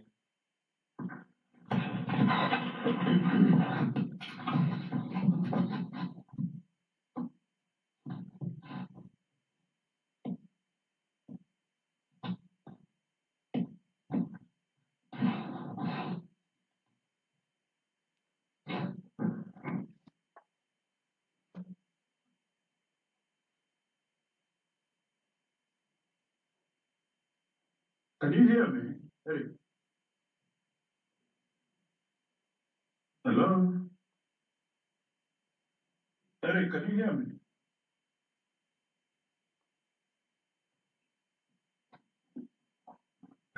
Yes. Congo. Okay. You see, the guy oversteps the constitution, decides to deal with the National Cereals Board, who does not have the mandate to deal, distribute, manufacture, package, and everything about fertilizer. So when the thing came up in the public, of course, Mithika Linturi was a crook. He's a fraudster. And looked around. I'm also the chairman of Public Investments Committee, Education and Governance. So we oversight. One of my roles is to oversight government. So I decided to put in a petition, a motion to remove Mithika Linturi.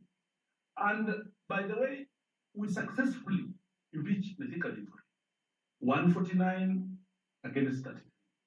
There are those members who were not in parliament that day, who wanted to vote virtually, and the list could have been even longer. They formed a committee now to look at the merits and demerits of the motion. I was so frustrated. At that time, that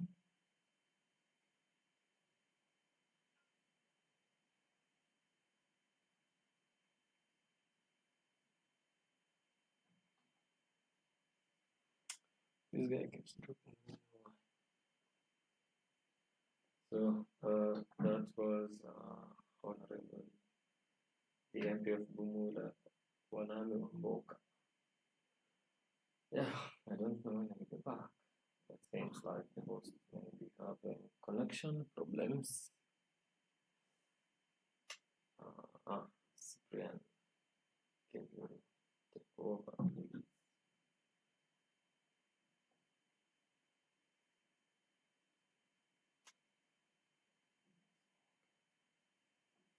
All right.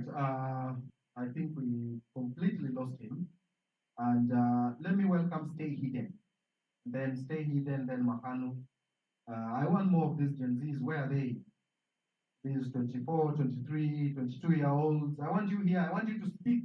This is your generation. This is your movement. Stay hidden. Stay hidden.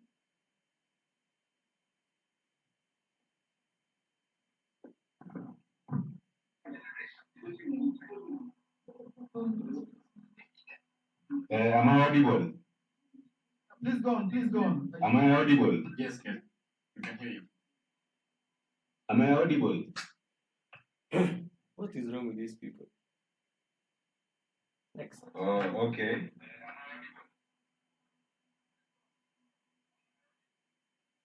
Okay, so on my aspect, nitaongelea na story ya how we could solve where the problems we are having right now. And I'll keep it short. According to mwenye tumeambiwa hapo na Wanjiki, we can see from the primary balance audit, tumepata tuko na balance ya 1.3 trillion. Lakini the government ilienda kuchukua loan ya 7.7 trillion. That means hakuna mtu akitaka kukuibia.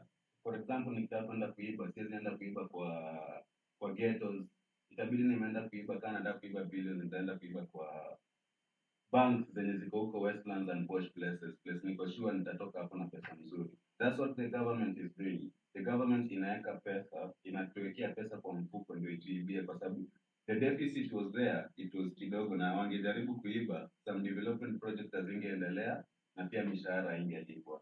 So through that balance audit inaonyesha tu simply the government ilienda kuborrow excess 7.7 trillion, more than 1.3 trillion. Kwa sababu gani? Kwa sababu inataka iwekee pesa kwa mfuko iwaibie. And through those kenye Wanjigi ameelezea, ukiangalia through just the past year in 2014, the government had already initiated plans so that in those plans walikuwa washa claim an odious debt of 0.7 trillion. Na hiyo unaangalia ni the Eurobond of 2014 peke yake. Ukiangalia Eurobond of 2014 peke yake na the SGR bill, ukichanganya hizo zote mbili, zote zinaenda to almost 0.7 trillion. And how can we curb these loopholes? If you want to get more details about how the Eurobond, niko na thread na nimeweka hapo kwa chat, utaangalia there's a thread about public debt scrutiny yenye inaongelea kuhusu Eurobond na kuna thread nyingine ambayo inaongelea SGR. You can see from those threads there.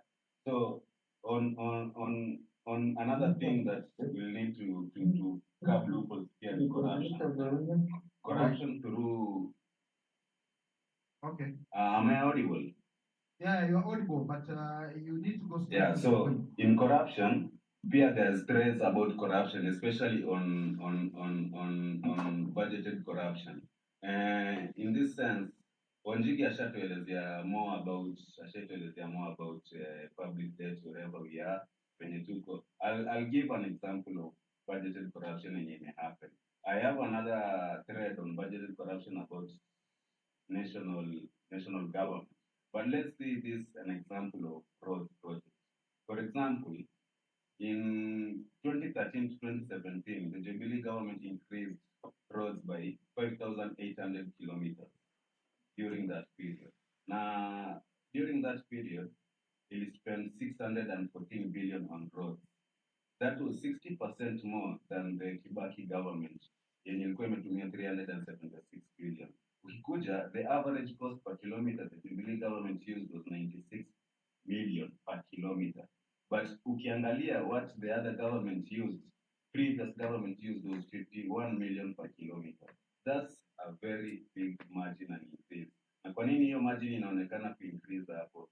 Ukikuja 5 years later, utapata 9 roads zenye zilijengwa zilikuwa zinatumia 300 million per kilometer. And these roads accounted for 20% of the portfolio of the roads that were built during that period. Now only 3% by volume. Notable roads zenye zilijengwa na hiyo amount ni hiyo ya Masara to Kisumu Airport na Mombasa Southeastern Bypass. Especially the Mombasa Southeastern Bypass was built by 1,155 per kilometer.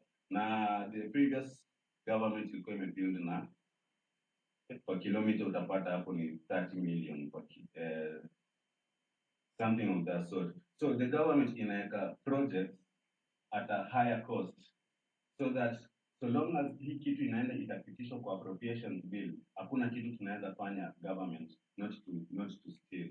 So in my own view, what I think is, but you can go niko na thread about budgeted corruption on roads. You can check on those details. You can more details. Na ni iko kwa chat na kuna another thread on budgeted corruption on electricity. Iko na more details on how the government make sure inatumia loophole. Should I say a loophole? I mean abuse, whatever. So long as washa budget for appropriations bill, Okay. whatever they steal from there, you are. Right. So what are the solutions that you can stop such things? In my case, as conversing with other Gen Z, we realize that we can't trust the government right now. At the same sense, we can't even trust the judicial system. The government bado inalipa the judicial system. So regardless of the president ama the regime in place, watakuwa wanalipa judicial system. Na ukiangalia hata EACC, we can't even trust EACC. Nilikuwa naangalia a certain meme ilikuwa inatembea after 2,000 cases, only 20 cases, less than 20 cases ndio zimekuwa prosecuted na zimekuwa go through. Na that's a massive failure rate. So as Gen Z, we can never trust this judicial, we can never trust EACC, na pia tuwezi trust the wabunge. For example, during this current financial year, the parliament approved only 313 to come from external loans. But ukiangalia kwa budget yenye wamepitisha kwa appropriation bill pale, wanasema aje, wanataka external loans ikuwe almost 850 somewhere there. Maximum imeongezeka ya almost 500. Hiyo yote imeombwa unconstitutional. And the same thing it happened. Ukiangalia from 2013 to 2022, Uhuru did, 2013 to 2022, yeah. Uhuru did the same thing. Amekuwa approved 4 trillion and anaenda to borrow 7.7 trillion. These are loopholes they continue to use. And if set up policies that are in failure with the constitution, hawataacha regardless of the president or the regime in place or the members of parliament in place.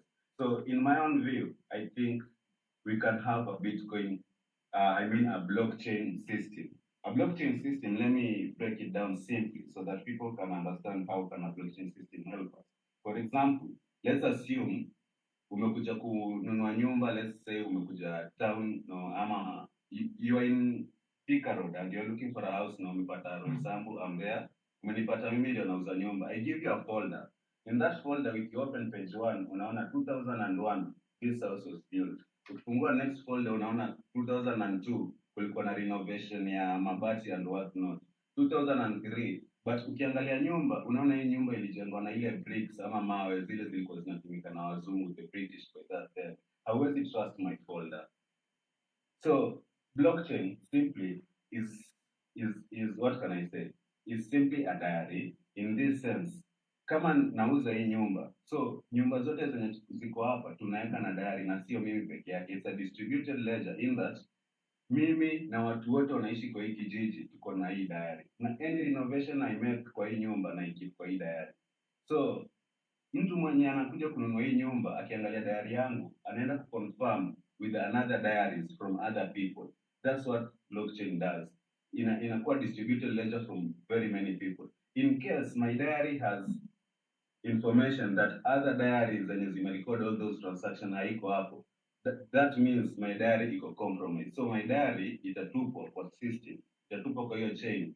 Zile blockchain zenye zina diary zina entries zenye zinafanana, they'll still remain in the empty chain. So in short, how can blockchain help us? For once, hata kama President Ruto amefukuza the cabinet secretary, we as Gen Z, we don't trust that ati Ruto atakuja back appoint other cabinet secretary based on competence. Hatuko sure, maybe appoint bado on political loyalty or that. But for example, through blockchain voting, tunaweza amua kukuwe na certain threshold ya watu fulani kwa kila county ama kila constituency wapige kura through blockchain voting so that to approve hiyo sisi wananchi tugeuze power ikuwe power, we bring back power to us as citizens so that sisi citizens tupige kura through blockchain voting. Haitaitisha pesa mingi ya IBC for all the elections. It's just a blockchain voting, so long as uko na phone ama laptop utapigia to approve that yes. Another thing, loan approval.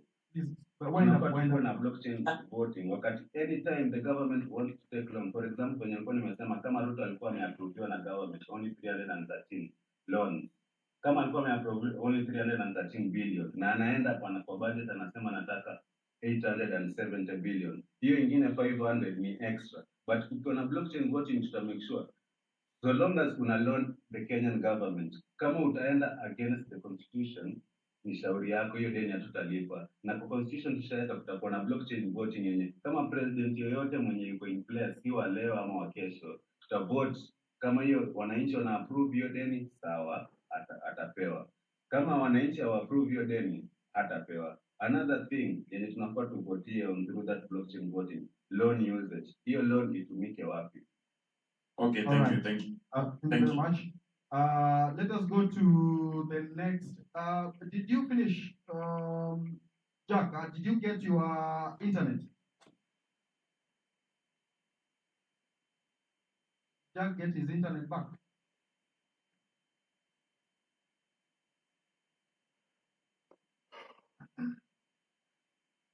Jack, did you get your internet back? As we wait for Jack to finish what he was saying, where is Chwani? Where's Chwani? It is what Mahanu to be found. Yeah. Mahanu, yeah, Mahanu can go. Okay. Thank you, Eric. Can you hear me? Yeah, we can go on. Thank you. Thank you for the invitation. My name is Titus Mahanu. I'm an advocate of the High Court of Kenya. I practice here in Nairobi for over 10 years now. I have been working in my own small way to try and dismantle these cartels that are tearing down our country. I've been doing my bit, especially on issues that concern KEMSA, because I'm one of the service providers there.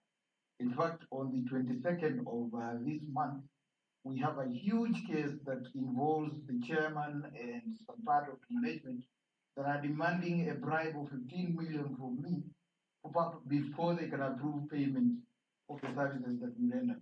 A while ago, I saw the story being shared on Twitter, and I would like to invite all Kenyans from all walks of life to keep on monitoring this. So back to the issue that concerns what we're discussing about. I'm going to talk about three issues. Number one, the Finland scandal. I've heard about the cries that the lady from Wasingishu is talking about. I understand that there is a criminal case that is going on, but we all need to understand that a criminal case will never lead to refund of that money. The most that is likely to happen is that those people that were involved, as well as the county government, are going to be found guilty, convicted, or probably ordered to pay a fine. But still, the money that was lost it is highly unlikely that the money is going to be refunded. So what needs to be done, because Eric and the viewers are asking that the real action that needs to be done at this particular moment is we need to put our heads together and file a recovery suit against the county government of Wasingishu, as well as Senator Mandago and all those squanderers that were involved in this case. So that is point number one. I'm also going to talk about, and perhaps we can get in touch with Eric and Cyprian so that we can put up a legal team. I am willing to be part and parcel of that legal team. I can see my senior Willis is here, and we can work through on this issue so that we can help those people that have suffered in West Indies. Number two, I'm going to talk about the public debt, and I'm going to pick it up from where Jimmy left. The state is so deplorable that we need to action these. What we need to understand is that all judicial authority in our country belongs to the people. And the same way the Gen Zs have come up and they have forced the withdrawal of the finance bill, the people in this country can also come up and demand that the judiciary must exercise the judicial authority in a manner that is in line with the Constitution. I believe that systems are always designed to deliver results. So when you see a system like the judiciary failing to deliver results, that means someone is tampering with the system to make it work that way for their own selfish gains. So we need to start demanding that the judiciary must rise up to the occasion and conclude these cases. In order to assess this issue of the public debt, I suggest that we need also to put up our heads together and perhaps file a composite suit, because the Constitution allows us to seek declaratory orders, to seek stay orders, to such an extent that we put to halt the payment of this debt to allow for a forensic audit so that we can really understand how did we get ourselves to this point. Okay. How So just on, you say it is possible to put a suit as as citizens. We can fundraise and fundraise and put a suit. Absolutely, Eric. Under the Constitution, Article 23, Yes. Kenyans can put up a petition and file it in the High Court and seek declaratory orders of any nature. Declaratory orders in the nature that this public debt has become a public problem and we need a forensic order, a forensic audit. Stay orders can be granted. And I have also heard Jimmy saying that there are lawyers who are doing pro bono cases in forest jurisdictions. We have what we call in law, we have something called extradition proceedings. We can get orders in our courts and register in those countries that concerns these fellows who have put up this debt against us for purposes of also getting stay orders from those countries. So this legal process is a very strong weapon that we can use at this particular moment. And I can tell you we can get stay orders at this point. Remember, the issue of the public debt arises from the law of contract. And under the law of contract, we have several doctrines that can assist us in the circumstance. We have the doctrine of privity of contract, which provides clearly that if you are not part and parcel of a contract or a liability that is arising from a contract, then you are not liable to pay for it. In a country setup, before a government can borrow money, they need to get authority and consent from the citizens. Now, citizens give the authority to government to borrow money through parliamentary approval. Just like in a situation of a company, before the directors and shareholders can act on behalf of the company, they must get authority from the company shareholders under seal. So similarly, even in a country, before a government can borrow, it must demonstrate that it got approval from the citizens. So we citizens can invoke the doctrine of privity to contract, and on that basis get stay orders to halt the payment of these public debt pending a forensic audit to ascertain exactly what happened. Of course, the other doctrine that will help us is the doctrine of ex tupi, whereby if an act arises from an illegality, there is no way if you are part and parcel of that illegality, you may want to benefit from it. So IMF, the Paris group, the London group, the Chinese, and the Eurobond, how it's being manipulated, cannot purport to benefit from this illegality.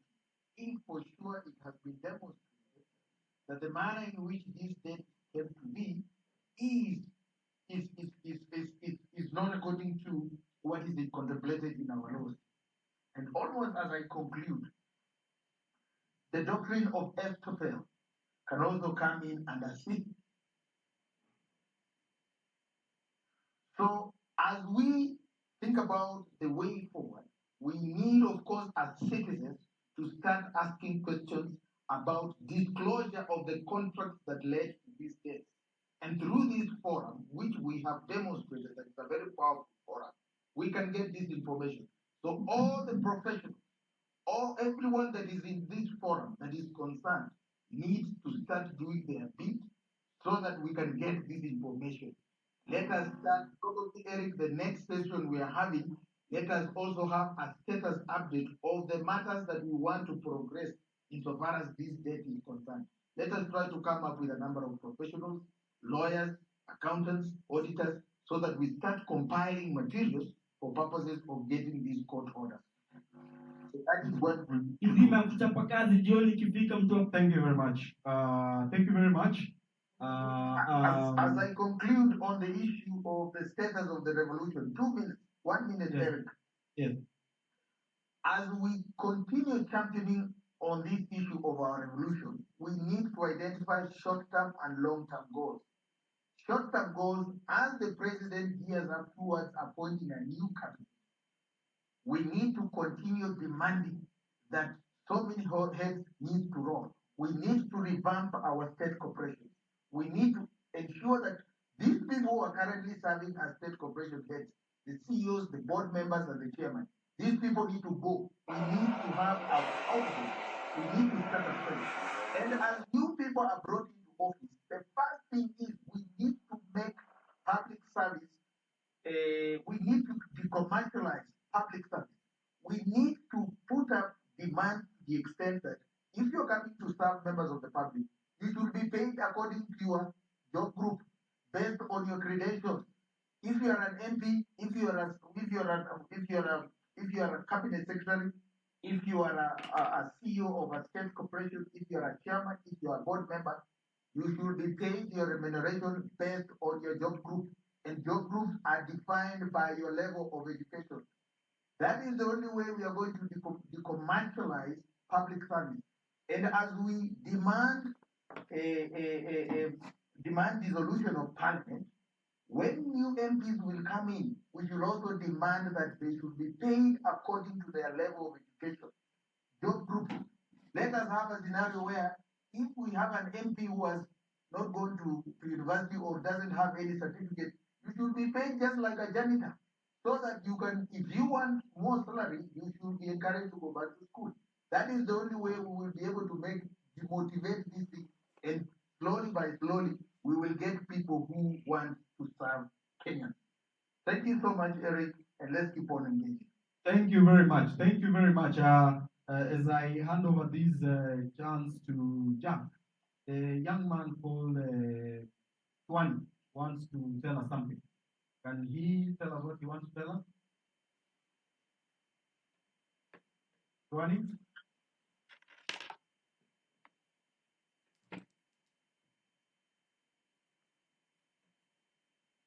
Twani, can you start?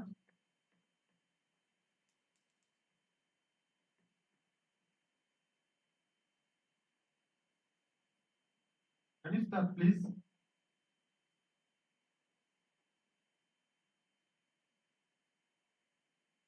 Twani, can you start?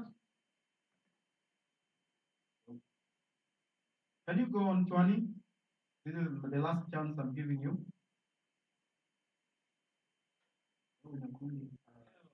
All right, consider that chance gone. Let me talk to Jack.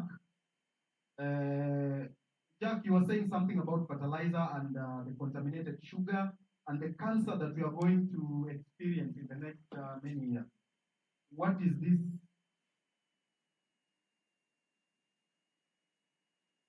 Huh?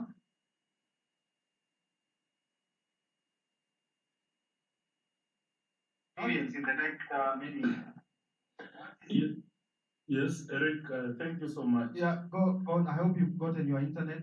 We want to finish this very fast. We give others an opportunity. You are talking about fertilizer and the contaminated sugar that Kenyans are taking. Kenyans, you are taking contaminated sugar.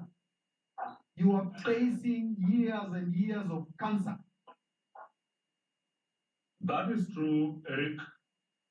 Political Ituri brought in contaminated sugar, and it's like life is moving on as usual. We are having. Hello, can you hear me, Eric? Yeah, go on, go on. Your internet is the problem, but go on. We are going, very sorry we lost people like Keuna. And in the near future, we are going to have a disaster because of the contaminated sugar that came in under Mithika Lituri and went to the market. And the president is laughing about it. Everything is normal. Life is going on in Kenya as usual. That one aside, we have a fertilizer scandal. A minister brings in fertilizer, and fertilizer that is not fertilizer, that is mixed with maram and cow dung. At the end of the day, the net effect is that the production, the food we are going to harvest this time. I was at home, you have a cup of maize that has hardly less than 10 maize tablets on it. It is a disaster. So when I realized this, I'm also a chairman of the Public Investments Committee, Education and Governance. My work is to audit government, is to put government into proper checks and balances. I was so paid because I come from a farming region.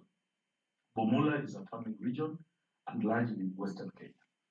So when I prosecuted the removal of Mithika Linduri, when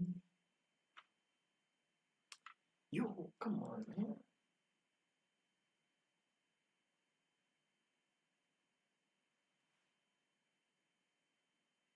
It's lost.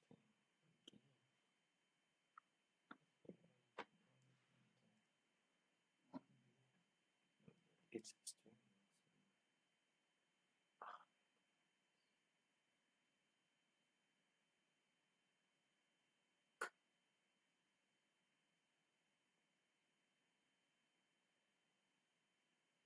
Are you able to get him? I can't get him. Can you hear? Eric, Your internet is the problem, sir. Eric, can I have 2 minutes? Let him finish. As I finish, Eric, Mithika Linduri must be prosecuted for the crimes he's had against the Kenyan people. And the Kenyans planning to do that, sir? There is a case in court already by Law Society of Kenya, where we are joined, and it's coming that he blatantly went against the constitution. Yes, we have a case. Kenyans have a case against him, and we must prosecute Mithika Linduri, and we must move it to the logical conclusion. As I support the Gen Z, what they have done up to now, I want to vehemently oppose an idea that is coming up of dialogue. An idea, you see, what the political wing has not achieved for so long because of mixed interests, this generation has done it in less than weeks. Yesterday, I was with Raila Amolo Odinga, my party leader in Azimio. I was with Kalonzo Musyoka and all the Azimio brigade, and I told them, don't interfere with these young people.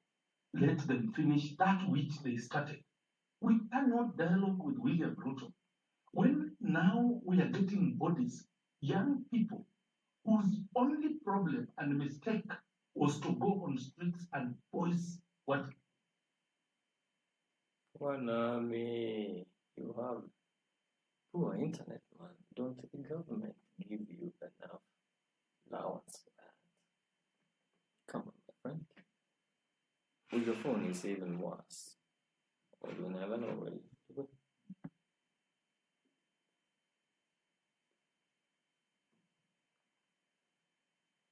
Okay, we are waiting for the next speaker. So in the meantime, you heard that Wanami Wamboka vehemently opposed the idea of dialogue. I still hear you. Can I speak now? Now he's back. Yeah. Okay. I want to be very quick. Now, just to tell you why I was saying people like William Ruto cannot solve this problem, I want to express the illegality that has done over the last 1 year in his first budget. The development budget in the appropriations bill said that they are going to borrow foreign and external loans of 313 billion shillings. 313 billion shillings. Those are the only loans that have been approved on the budget of Kenya. And those have gone to development as per our laws. They are even listed what they are going for. In the last 1 year, that ended June 30th, his first budget, he ended up borrowing 1. List him again.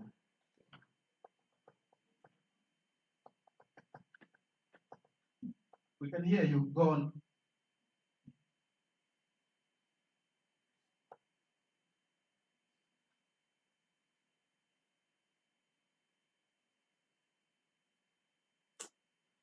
Oops. And I repeat, they are in a conspiracy of a Ponzi scheme. And I again repeat, KCB, Core Bank, and Equity Bank.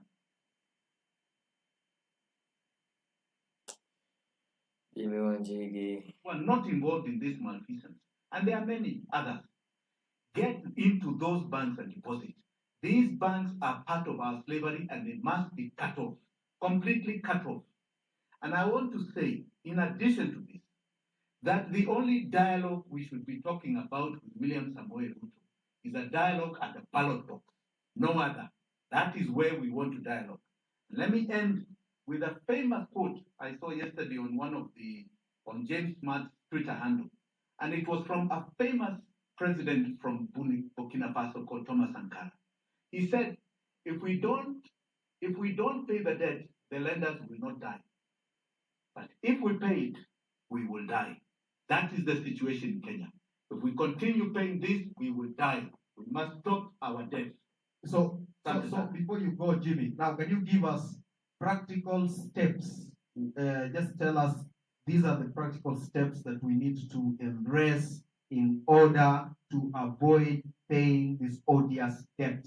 This is what we need to do. This is the next step. This is what we should do. This is what the citizen can do. And this is how we will stop the payment of this odious debt that we are not supposed to pay. The only way, and I repeat, the only way, is to remove this regime from power. And any person who has been part of this malfeasance, especially over the last 12 or so years, must be removed from any decision-making position. That is the only way. The kind of money we are talking about is so humongous. So humongous. You are not going to sort it. And I appreciate the legal aspect that you can go to court, you can do this. I'm telling you, you are talking about phenomenal amounts of money. $50-60 billion that have been looted from us. And I'm telling you, they will buy nearly every institution. You must remove this regime from power. It must get out. It must have a conversation with us at the ballot box before 2027. It is the only way we are going to be able to do this. This is the only single way we are going to stop these bullets that are coming and killing our children. It must end. Our death must end. And it can only end with the perpetrators behind bars and them out of power. All right. Before you, of course, you stay around so that you give us a parting shot. Looking for Nelson Amenya. He with the JKI, he's tried looking for him, send him a link. Oh, he's here. Nelson, go on and tell us about the JKIA hist. What happened? Why was someone trying to lease or sell our airports What was the reason? Why were they doing this? I'm sure you have the documents, you understand because that is your area, you understand the nitty-gritties in that report and that proposal that you shared. Can you please tell us what happened? Yes, thank you very much. We have had hitches and glitches here and there, but finally I'm here. So I just want to talk about this very shocking documents that I received, and they're being pushed from the highest offices, the ministry, state house, from KAA. So it's not as Another internet problem from Nelson, the great. Come on, man. they can be able to trace them.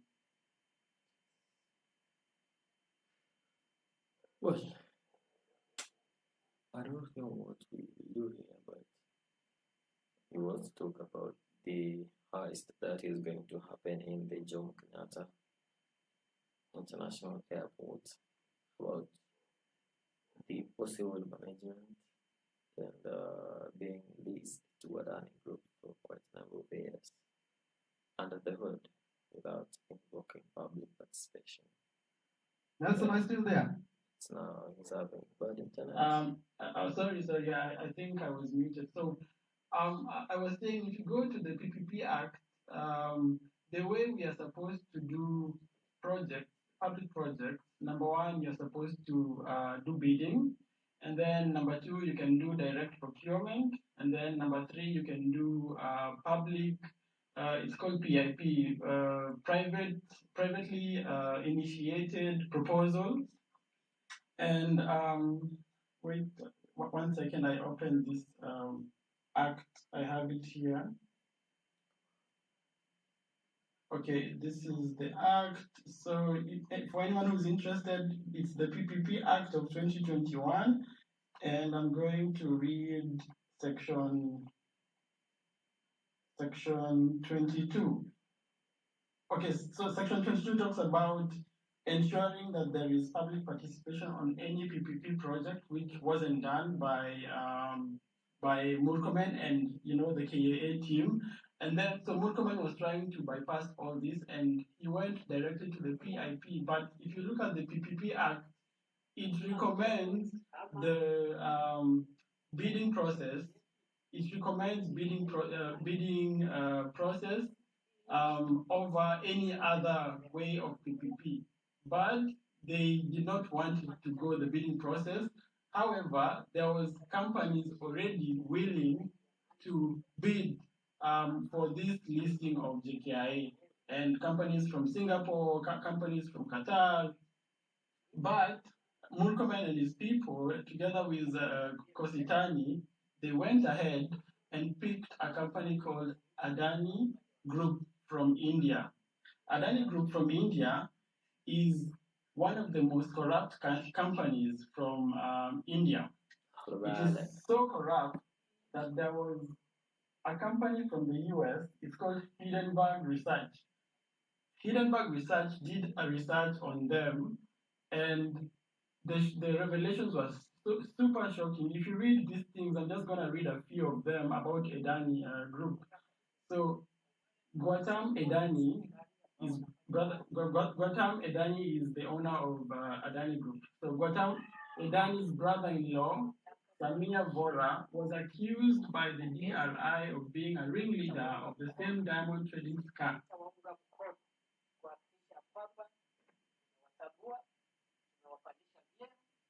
To executive director of the critical Adani Australia division. Gautam Adani's elder brother, Vinod Adani, has been described by media as an elusive figure.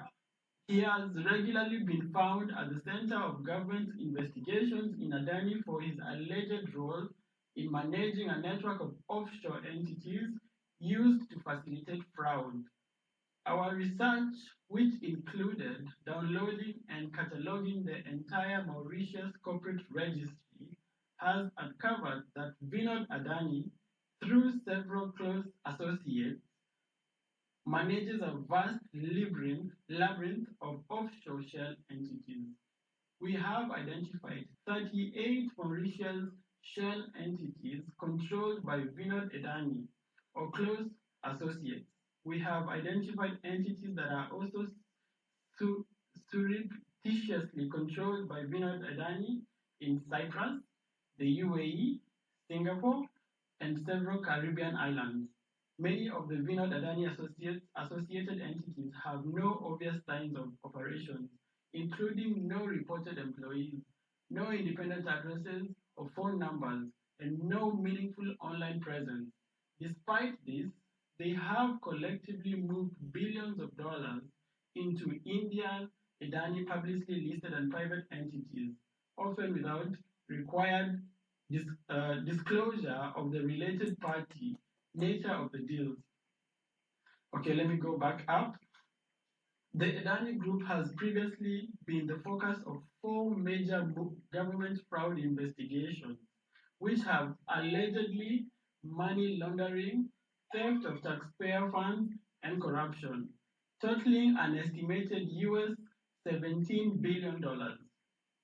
Adani family members allegedly cooperated to create offshore shell entities in tax haven jurisdictions like Mauritius, the UAE, and Caribbean islands, generating forged import-export documentation in an apparent effort to generate fake or illegitimate turnover to siphon money from the listed companies. Key listed Adani companies have also taken on substantial debt, including pledging shares of their. It goes on and on and on. They have over 300 corrupt cases, and at the moment, Adani Group is led by a man called Adani, and he's the third richest man in the world. He is second richest man in India. So corrupt is the man, and the companies that they have been named. They have a scandal called the short selling scandal, and it's the biggest corporate scandal in the world in history. So the reason why I'm reading all this is because this is the company that Murkomen saw fit to list our JKIA for 30 good years. I was reading the proposal, the PIP proposal, and the reason why, they have to justify why they went with PIP, and yet in the PPP Act, there is 4 different ways you can procure, you can lease and do PPP partnerships. And the reason why they chose PIP is very lame. They say in this document that the reason they choose PIP is because if they do bidding, it will take 18 months. And in addition, after they have submitted the bidders, it will take an additional 4 to 6 months to go through and peruse through the bidding, the proposals, and then identify one person or one company to do this project and to lease out JKIA for the next 30 years. So the reason behind PIP is very lame and does not qualify why they chose it. And then number 2, they did not do public participation. It's hidden. Everything is shredded in secrecy. Everything is being done in hash tones, and no one knows anything about this deal up to today. And my sources say that in about a month, this deal is going to be inked, and it will become, as you know, in Tanzania, they are already operating the ports. So they are hoping that even in Kenya, they will quietly enter and sign the deal without Kenyans knowing what's happening to the most precious international airport, JKIA. And we know JKIA is one of the busiest airports in Africa. And to make it even worse, JKIA in their report does not make losses. It actually makes profit. And they have actually said that JKIA is they're underpricing their services. If you compare it with Addis Ababa is about 50 to 60% more expensive for carriers to run their operations in Addis Ababa, to land, all these landing fees. If you compare with JKIA, and they propose that they will double the prices in Kenya. If you double the prices of JKIA alone, last year they made about 13 million US dollars in terms of profit and about 90 million US dollars in terms of revenues. So if you double, it means JKIA will be going towards 160 million in terms of revenues and about 26 million in terms of profits after you deducted all the operations and everything. So this alone shows you that JKIA is not Haijalemewa. It can still operate by itself, and we can still go on and do all these projects that we want to do, minus this very super corrupt company that Murkomen wants to impose on us without public participation and without a bidding process where other people who are more qualified and who are, don't have integrity issues were ready to bid, but they were shortchanged by these corrupt people surrounding the deal. And they don't want people to know this. This is why we have to speak out about this. And then another point is that, so they use an SPV model, which means that they will create a company in Kenya which will be running the operations, and then they went ahead and said they will create a consortium, a holding company, and a consortium means it's a few companies together, and a holding company means that their only work is to combine. So, like, for example, I used to work for a company that is a multinational. So a multinational normally has a corporate head office, and the corporate head office is only a holding company that just consolidates the income only. There is nothing else they're doing. They don't do business. They don't run anything. They just consolidate their subsidiaries. So they've created a holding company in UAE. UAE, as you've heard from the report, is a tax haven. This is how people evade tax. This is how people want to do the double Dutch sandwich. This is how people want to, like Murkomen, if they want to have shares in companies, they will take it to the tax haven. And then from there, you cannot trace this money. So we are asking, why are they doing this kind of corporate structure where they have to go through a tax haven like Dubai? Why can't they just operate as a Adani from India directly to Kenya? And if you go through Dubai, it means that they are able to do something called transfer pricing. And this is how even European companies are stealing from Congo, from Botswana, from so many other different African countries. They steal from these countries through transfer pricing. So how it happens, if, for example, Adani says they have a patent, intellectual patent, or whatever patents they have, they will come and say that Adani is charging the Kenyan SPV for such and such a patent.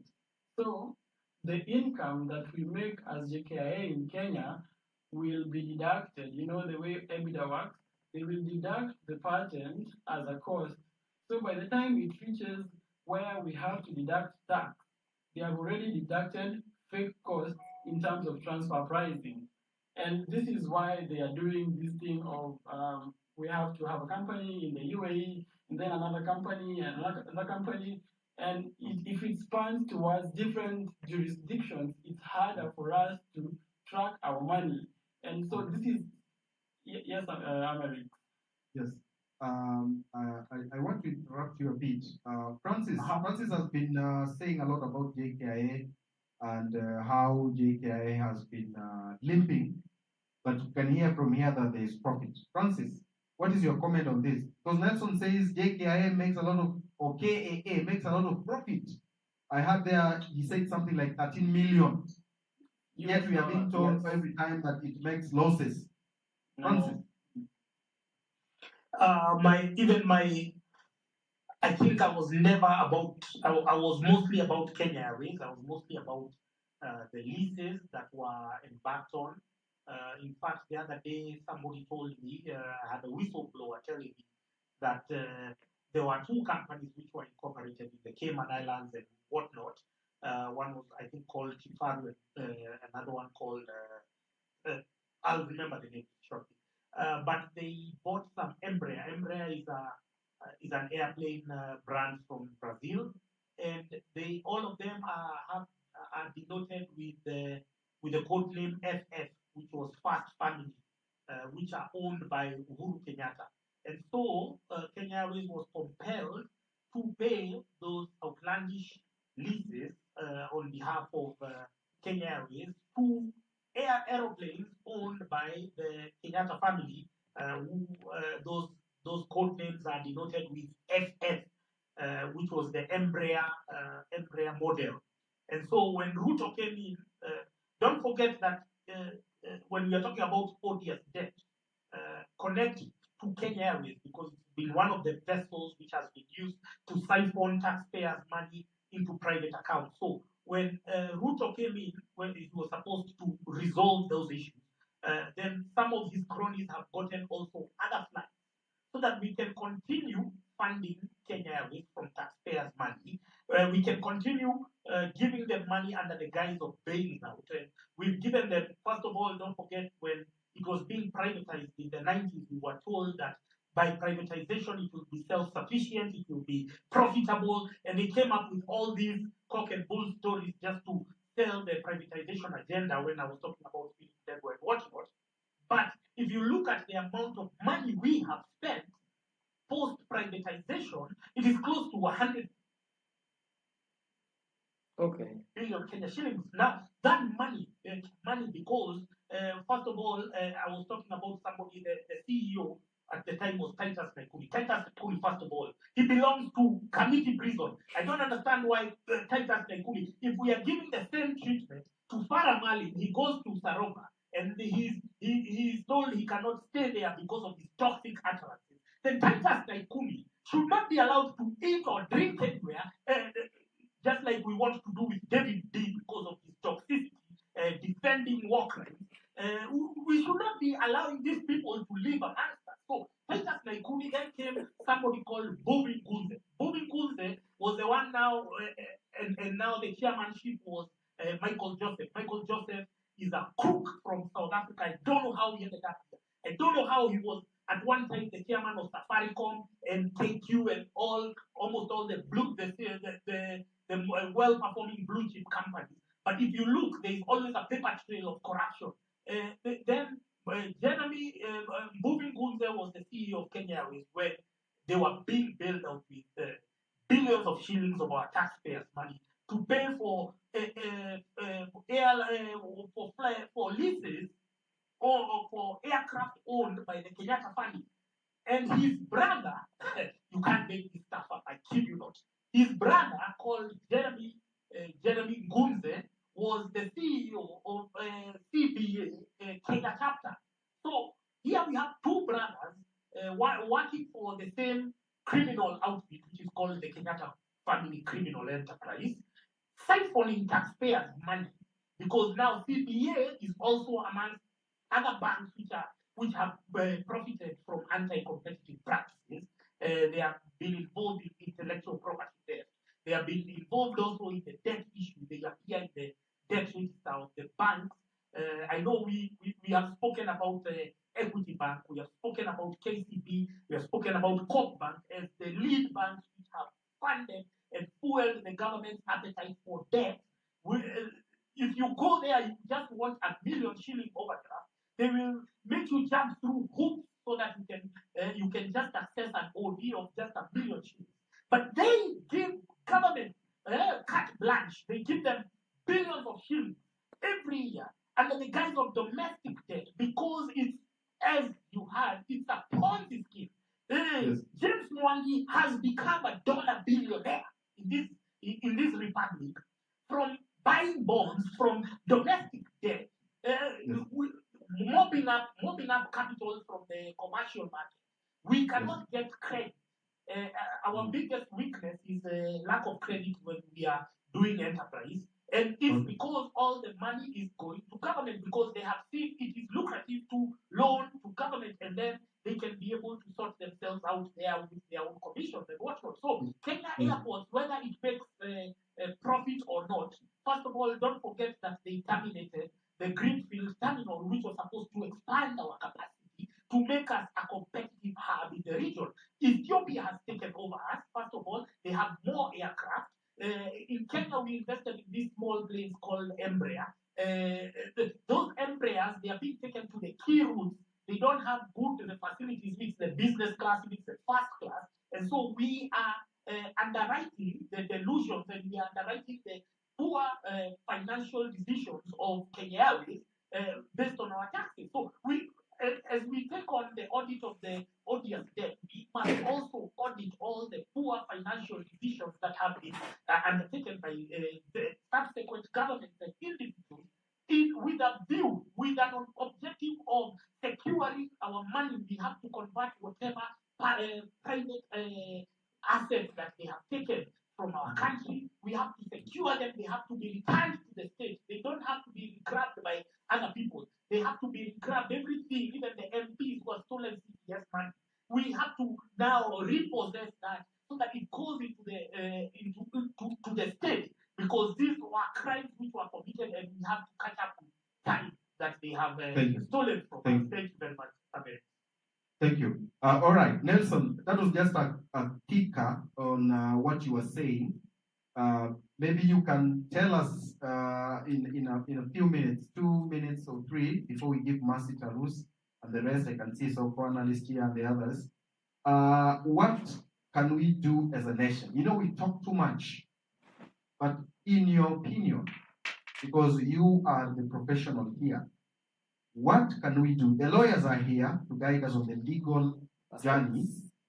They can tell us what to do, but what are you going to do? Or what do you propose we do as a nation to ensure that such kind of hist and the people behind it are put in jail? Thank you, Amerix. Can I just finish the 3-4 points I had, and then I can talk about what we should do? If in the interest of time, you have 3 minutes. Okay. So I just wanted to also say that in this deal and proposal, they're trying to propose the government to concessions, and one of the concessions they want is that they want to operate in Kenya tax-free. They haven't mentioned the number of years. They just say they want to operate without paying corporate income tax for some years. And also, I don't know if this is standard in deals, but they're saying after the deal is over in 30 years, JKIA will have to pay for the capex, and also they will have to pay them for the capex, the money they used for the capex, which is 1.5 billion US dollars. And in my view, this 1.5 billion US dollars is the same amount of money we saw the Eurobond theft, the money that never arrived in Kenya. So it means that we are able to even finance this project on our own if we can take back the money that has been stolen. And they're also saying that after the 30 years is over, it's not over, because they're asking for 18% equity in JKIA forever. So this means that basically they will own us forever, 18%. And this is totally unacceptable. And mind you, this company is the least performing company in India in terms of airport operations. And their biggest project is called Navi Mumbai. It's their only biggest project that you can compare to JKIA. The rest, you cannot, they're too small. And even this Navi Mumbai is going to be finished in 2032. So we are entrusting people who have not even done a project of this magnitude in any of their projects to do it in Kenya, like we are being used as scapegoats.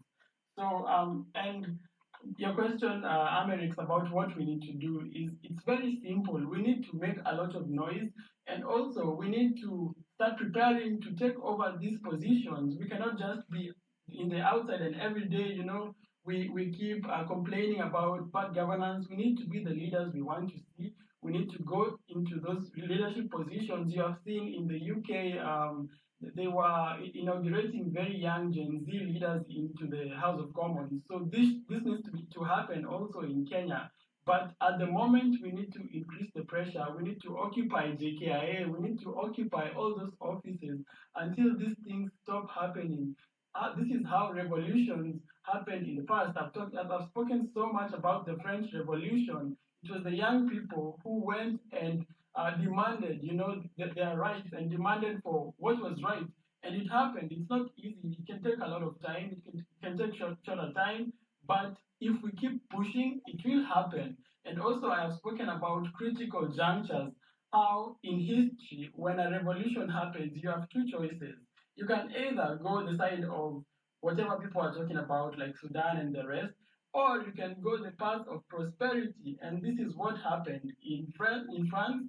This is what happened in England during the Glorious Revolution. This is what happened in the US. This is what happened in many other prosperous nations. They were at this critical juncture, a revolution moment, and they chose to go in the right direction. So this is the moment that we as the young people, we need to choose which direction to take our country, to either reclaim it and go and become prosperous and to say no to all the things that are happening now, or to turn our eye and lose the revolution and everything that Jimmy Wanjigi has just spoken about to continue. So the choice is ours, but everything is laid bare on us. And there is a saying as I finish that I quoted in one of the spaces. It says, "In every generation, we have our mission." So every generation has a mission, and it's upon us either to fulfill the mission or to betray the mission. So it's upon us today as the young people to either fulfill our mission of economic liberation and independence in Kenya or to betray. Thank you very much, Nelson, for that in-depth. There was only one person who had a remaining issue, I think because of network. I'll give them a minute or two. Masi Tarusi. Huyo ako na shida ya network. Tarusi? Bombo cloud. Go on, just unmute your mic and start talking so that we don't waste time. Thank you very much. I hope you can hear me Yes. now. I hope you can hear me Yes, now. yes, yes. Thank you We are very giving you much. 2 minutes. You can switch on. You can switch off Yes. your space so that you don't listen All to right. yourself again. That's why we are having this miscommunication. We are going to talk about the fertilizer scandal and bad seeds. What most people don't know, a colleague of mine has tried to talk about it, but what most people don't know is that this is the season that the fertilizer scandal came out. But last year, 11 months ago, there were bad seeds. People in Baringo were given seeds that after they planted, they only harvested cobs. Can you imagine that? So you guys, you need to think about, is this a sabotage or what is this? What is happening to the food security? Na ni vizuri by the way tufikirie what happens to that farmer when he's uko away from Nairobi. When these people came to do a committee for and hear from the farmers, they were given a report walifaa walete Nairobi. Our say report yenye walipewa walete, they wrote that report and shelved it. And then the report that came to the Senate was not the report that they took from the farm. Now you can imagine this farmer has loans. Huyu farmer last season alikuwa sabotaged. This season amekuwa sabotaged. So inamaanisha ikifika next year umse hatakuwa na doya school fees. Sasa kuna food insecurity. A farmer whose main economic thing is farming, sahi hana food. Now, this is manufactured poverty. That is how they keep us in line. This person now has lifestyle diseases because of depression, stress, anafaa alipe school fees, hana pesa. Last season haku harvest anything, this season hata harvest anything. Most probably next season they will come up with something else to make that farmer remain poor so that they can depend on that MP, on that woman rep, on that governor, and all those leaders.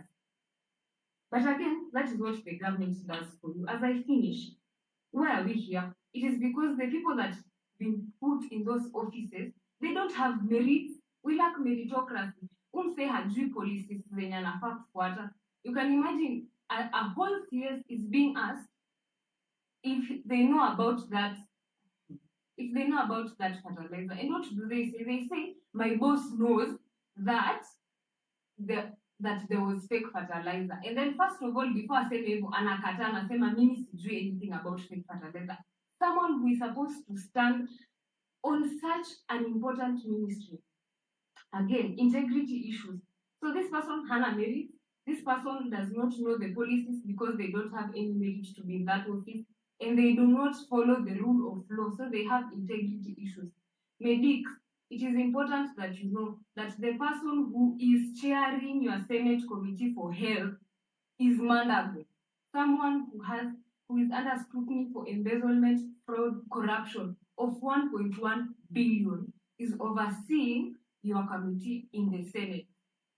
So that when you start asking why you're not being posted, why they want to not follow that CBA policy that you guys signed, you know who is behind that thing. We want the president to understand that being fired does not insulate you from prosecution. Watu wa State House, kama mnasikia hii, go and tell Mr. President that we have said that even if you fire them, it does not insulate them from prosecution. Right now, we have food insecurity due to that fertilizer scandal, due to the bad seeds that were provided to the farmers. And now we want to sit pretty and look pretty as if nothing is happening in the country. Repentance, Mr. President, without restitution is just hot air. Hakuna kitu yenye umefanya hapo. Sasa umse ameenda amefanya cabinet yake, hiyo haina shida. But sasa aliwafanya very ceremoniously. Amewaita mkutano, amewapea food, wamekaa hapo wamediscuss vitu zao, alafu after a few days ndo anakuja anatuambia, by the way guys, I fired these people. We are not stupid. You gave them a state-of-the-art send-off. Like they are going to represent us in a very lucrative spot. But we are watching. Now he's creating room for marriage between the government and the opposition, which is not about them, the government, or the opposition. And it seems like they are forgetting that. It is about the people of Kenya giving their lives for the rule of law to be upheld. Finally, this is not just about the people who have given their lives.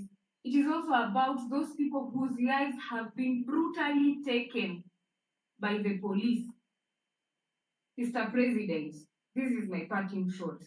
There is nothing as dangerous as a broken and desperate person fighting for a better future because he will do everything in his power to survive. Langat Mutai died on the Sabasaba of 2013, like a true hero. Let's give her flowers. Thank you. Thank you very much, Mercy, for that. Mwenye masikio amesikia. Ish. Hi, Amerix. Before he speaks, I just want to say that deal ya JKIA is going to be signed in 1 month. So guys, we need to, make pressure, and also we are going to court tomorrow to make them release the documents and make them public for participation. All right. So you're going to court tomorrow? Yes. Yeah. Please do. I think I'll create something like an channel or something so that this public litigation or public interest litigation, we can have a fund where people, if Willis or whatever lawyers go to court, can be sending them some mafuta here to go and credit. So we will follow it up and see how it goes on. Thank you very much. Rufus?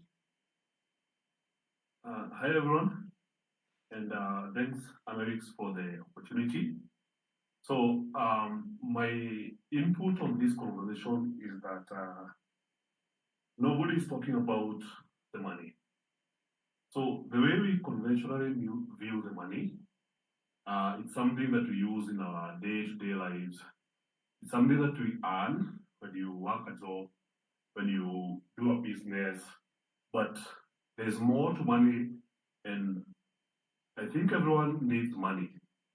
So the way personally I view money, it's a technology that we use to store value. in a way or in a very simplistic way, if you go and work somewhere and provide labor that is worth, let's say, 10 meals, then you need to have technology that stores that value so that when you need that value in future, you're able to recoup that 10 meals either for yourself or for your kids. But then the current system that we have with the Kenya shilling hasn't been working well, and this is due to the current monetary policy we are having.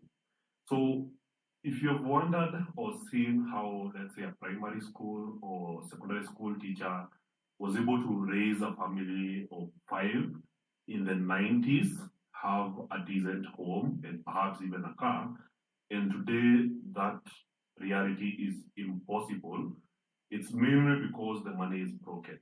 So we don't talk about these things. And I think it's very important that everyone, as we go through this civic education, tries to understand what money is and how the current administration is making it so worse that even for the most corrupt guys, they understand the money is broken. If you look at some of these corrupt politicians, they're simply converting their Kenya shillings into either dollars or just buying real estate because they know that the M2 money supply in Kenya is being expanded. So over the last 1 year, M2 money supply was expanded by 6.1%, which means that if you are an average Kenyan and your income didn't go up by 6.1%, then the purchasing power of your money has really gone down. Your personal economy is simply losing. So you're working hard and hard, keep earning an income, but the purchasing power of your money is simply just going down. So I believe it's time we start questioning these things, bring transparency to understand how much Kenya shillings are supplying in the economy, how much of this amount of money is being added into our economy, because being added without work being done, it's value being stolen from your money, the person who is holding Kenya shillings. So think about it this way. If you have a pot of boiling tea, which is worth, let's say, 10 cups, and somebody comes and adds a glass of water in that, and then fetches a glass of tea, then they didn't create new tea, they basically stole from everyone who owned the previous tea. So that's the same way it applies. So the moment you see money being expanded by 6.1% in a year, this is how you're supposed to interpret it. So if everyone of you guys who are in this space have contributed economically to grow the economy by 5%, every farmer who has grown food, every teacher who have dedicated their time to teach for a whole year, and every other person in the economy who have contributed value to the economy. And once you calculate all that into what we call the GDP, and the economy has grown by, let's say, 5%, and then the government expands the monetary supply of the Kenya shilling, what basically that means is that all the contribution we have made into the economy is being stolen by expanding the monetary supply. So when I was listening to Jimmy Wanjege talking about the expansion or the sources of money for the government, yes, he talked about raising taxes, money through taxes. He talked about raising money through debt to fit a deficit, which is limited by the constitution. He missed the point that the Kenya shilling is the one true asset that the government uses to take value even from the money that you hide on your mattress. It's not safe. The government has the ability to devalue that by expanding the amount of money supply in the system, and that's a really important conversation that everyone needs to have. So once we answer the question of what is money, how is it created, is there transparency, then it will become clear that we have to address these issues with the central bank monetary policy. Thank you very much, Rufus. Soko analyst, are you there? You can raise your issue, Soko analyst. is a petition we took to different institutions seeking the arraignment of Paramalim. I don't know how far it went, but I'm looking for psychoanalyst wherever he is. If he's not there, I'll give this opportunity to this young man called Milton. Milton, what do you want to say, sir? Welcome. Thank you so much. There is something that I've been really thinking about. Whenever we've had this citizen assembly, we've always had some members of parliament also coming in. Another conversation, I really concur with what Jimmy said about our debt, and I just think the best thing is just to default. But now, on top of that, our recurrent expenditure is something that is a very huge thing to this small country. Yeah. So I was thinking about this, and I wanted maybe Willis to advise us. Yeah. How do citizens come up with a referendum? Because at the moment the country is ripe for it. How do we come up with a referendum? The IBC is going to be formed and wherever. How can the citizens come up with a referendum? Because we are paying people too much, and the country can't sustain that. And also, I think we are also paying the so-called wakora a lot of money. And then I don't know how we are going to also balance the issue of integrity in leadership, because most of the time we get that we like most people vie in Kenya so that they get protected.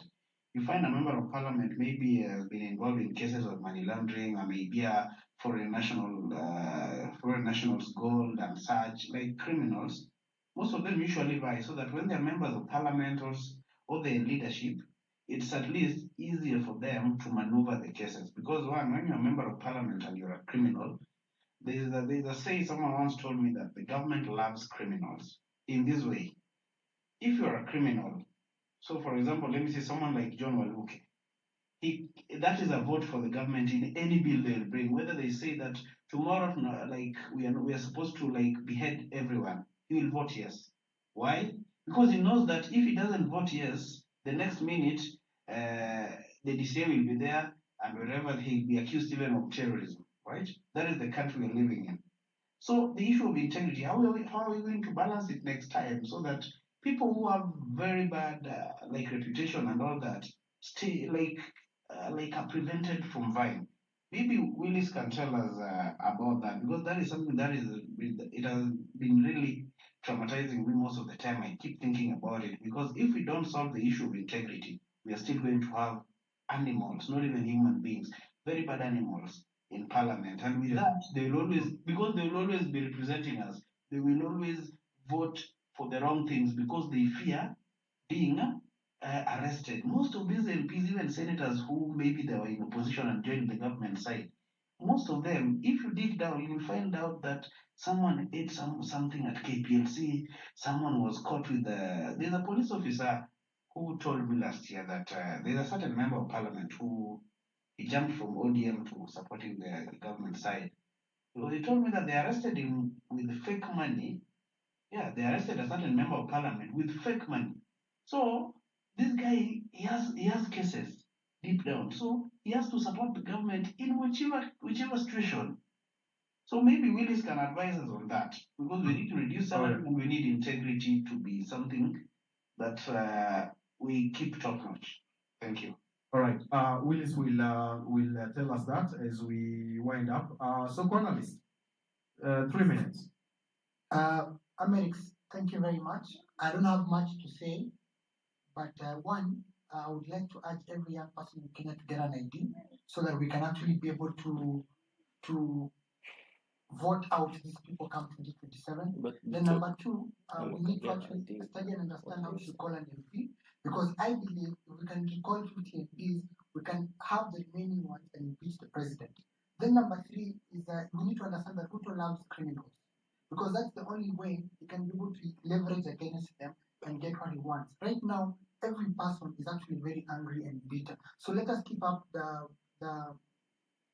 engagement. Let us educate our brothers and sisters in the country. Let us talk to our fathers, our parents, our grandparents, for them to understand what is really going on. And lastly, We also need to say hello to EPRA because they've gone behind and increased the road levy from 18 to 25 shillings, and this is very illegal. So as we plan for Tuesday, we also need to look at the hanging fruits so that people can actually realize that we are not joking and we are very serious. Other than that, thank you so much for Amerix and Cyprian for this space. Thank you very much. Thank you very much. Straight to the point. Willis, there's that EPRA, there's that levy that they have increased 18 to 25. Is it legal?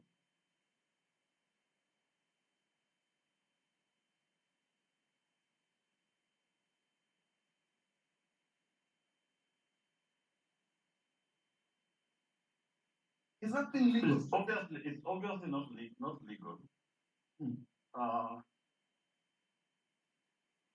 You have access to information. What we need to do as we are continuing with this struggle is let's encourage our people in those spaces to become whistleblowers. If you don't have the courage to speak openly, you can share this information even to Amerix, to myself, or to any other person who you believe has the courage of their conviction to speak out. Collect as much as you can. Your brother, your sister, your friend, your father, your auntie, works in government, has access to what is going on. Please collect as much information as you can. You can hand it over confidentially to those who are courageous enough to face the public. Once we have this trove of evidence, we will be able to now take on this system. I say that because you find most of these complaints, they are actually illegalities. These are criminal enterprise that is going on in the country as we speak. And to take down that criminal enterprise, part of it is we must get to the streets, but also if we are to use their system, we must use that court platform to expose them and to call them to account. Even the CSS who've been sacked, it cannot just go for nothing. Those CSS, some of them were complicit in criminal activities. They need to be charged.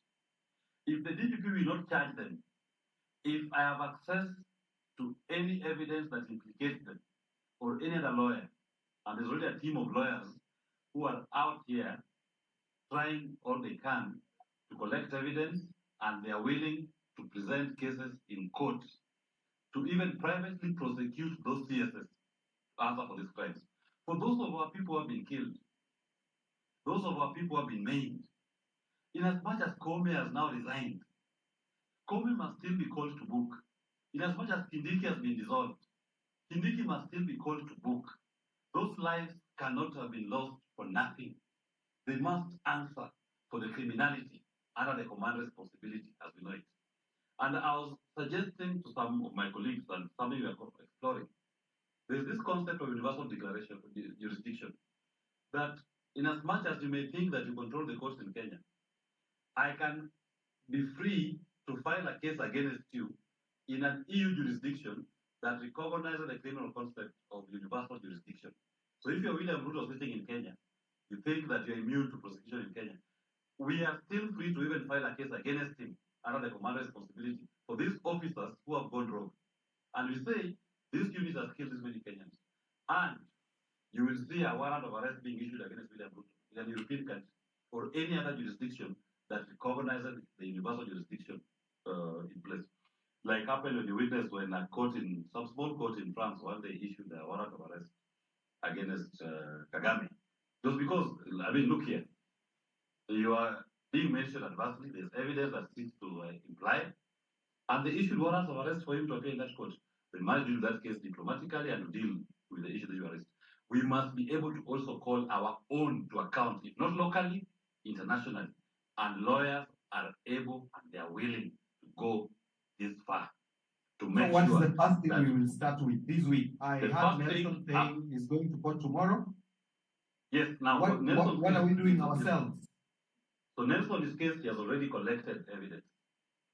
What I would urge that in these other cases, people to collect evidence and share them. Number two, as you suggested, sometimes they may need, you can even do a citizens forum. You raise funds to support lawyers who may be doing these cases outside there and may need some support or to file those cases, getting filing fees, whatever it is.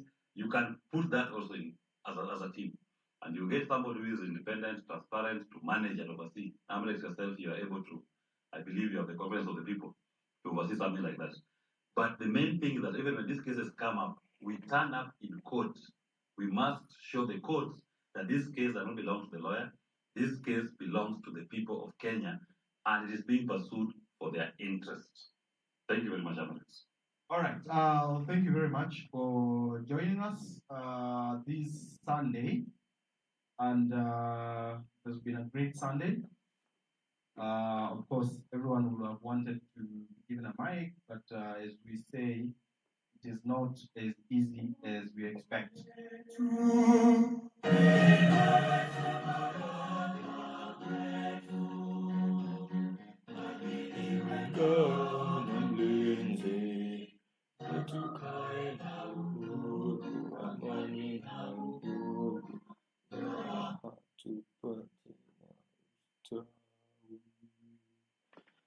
Okay, that is the end of the Citizens Assembly space, and I think we may be live streaming for the next weekend if there will be one. Yeah, until then, you can share and adios, guys.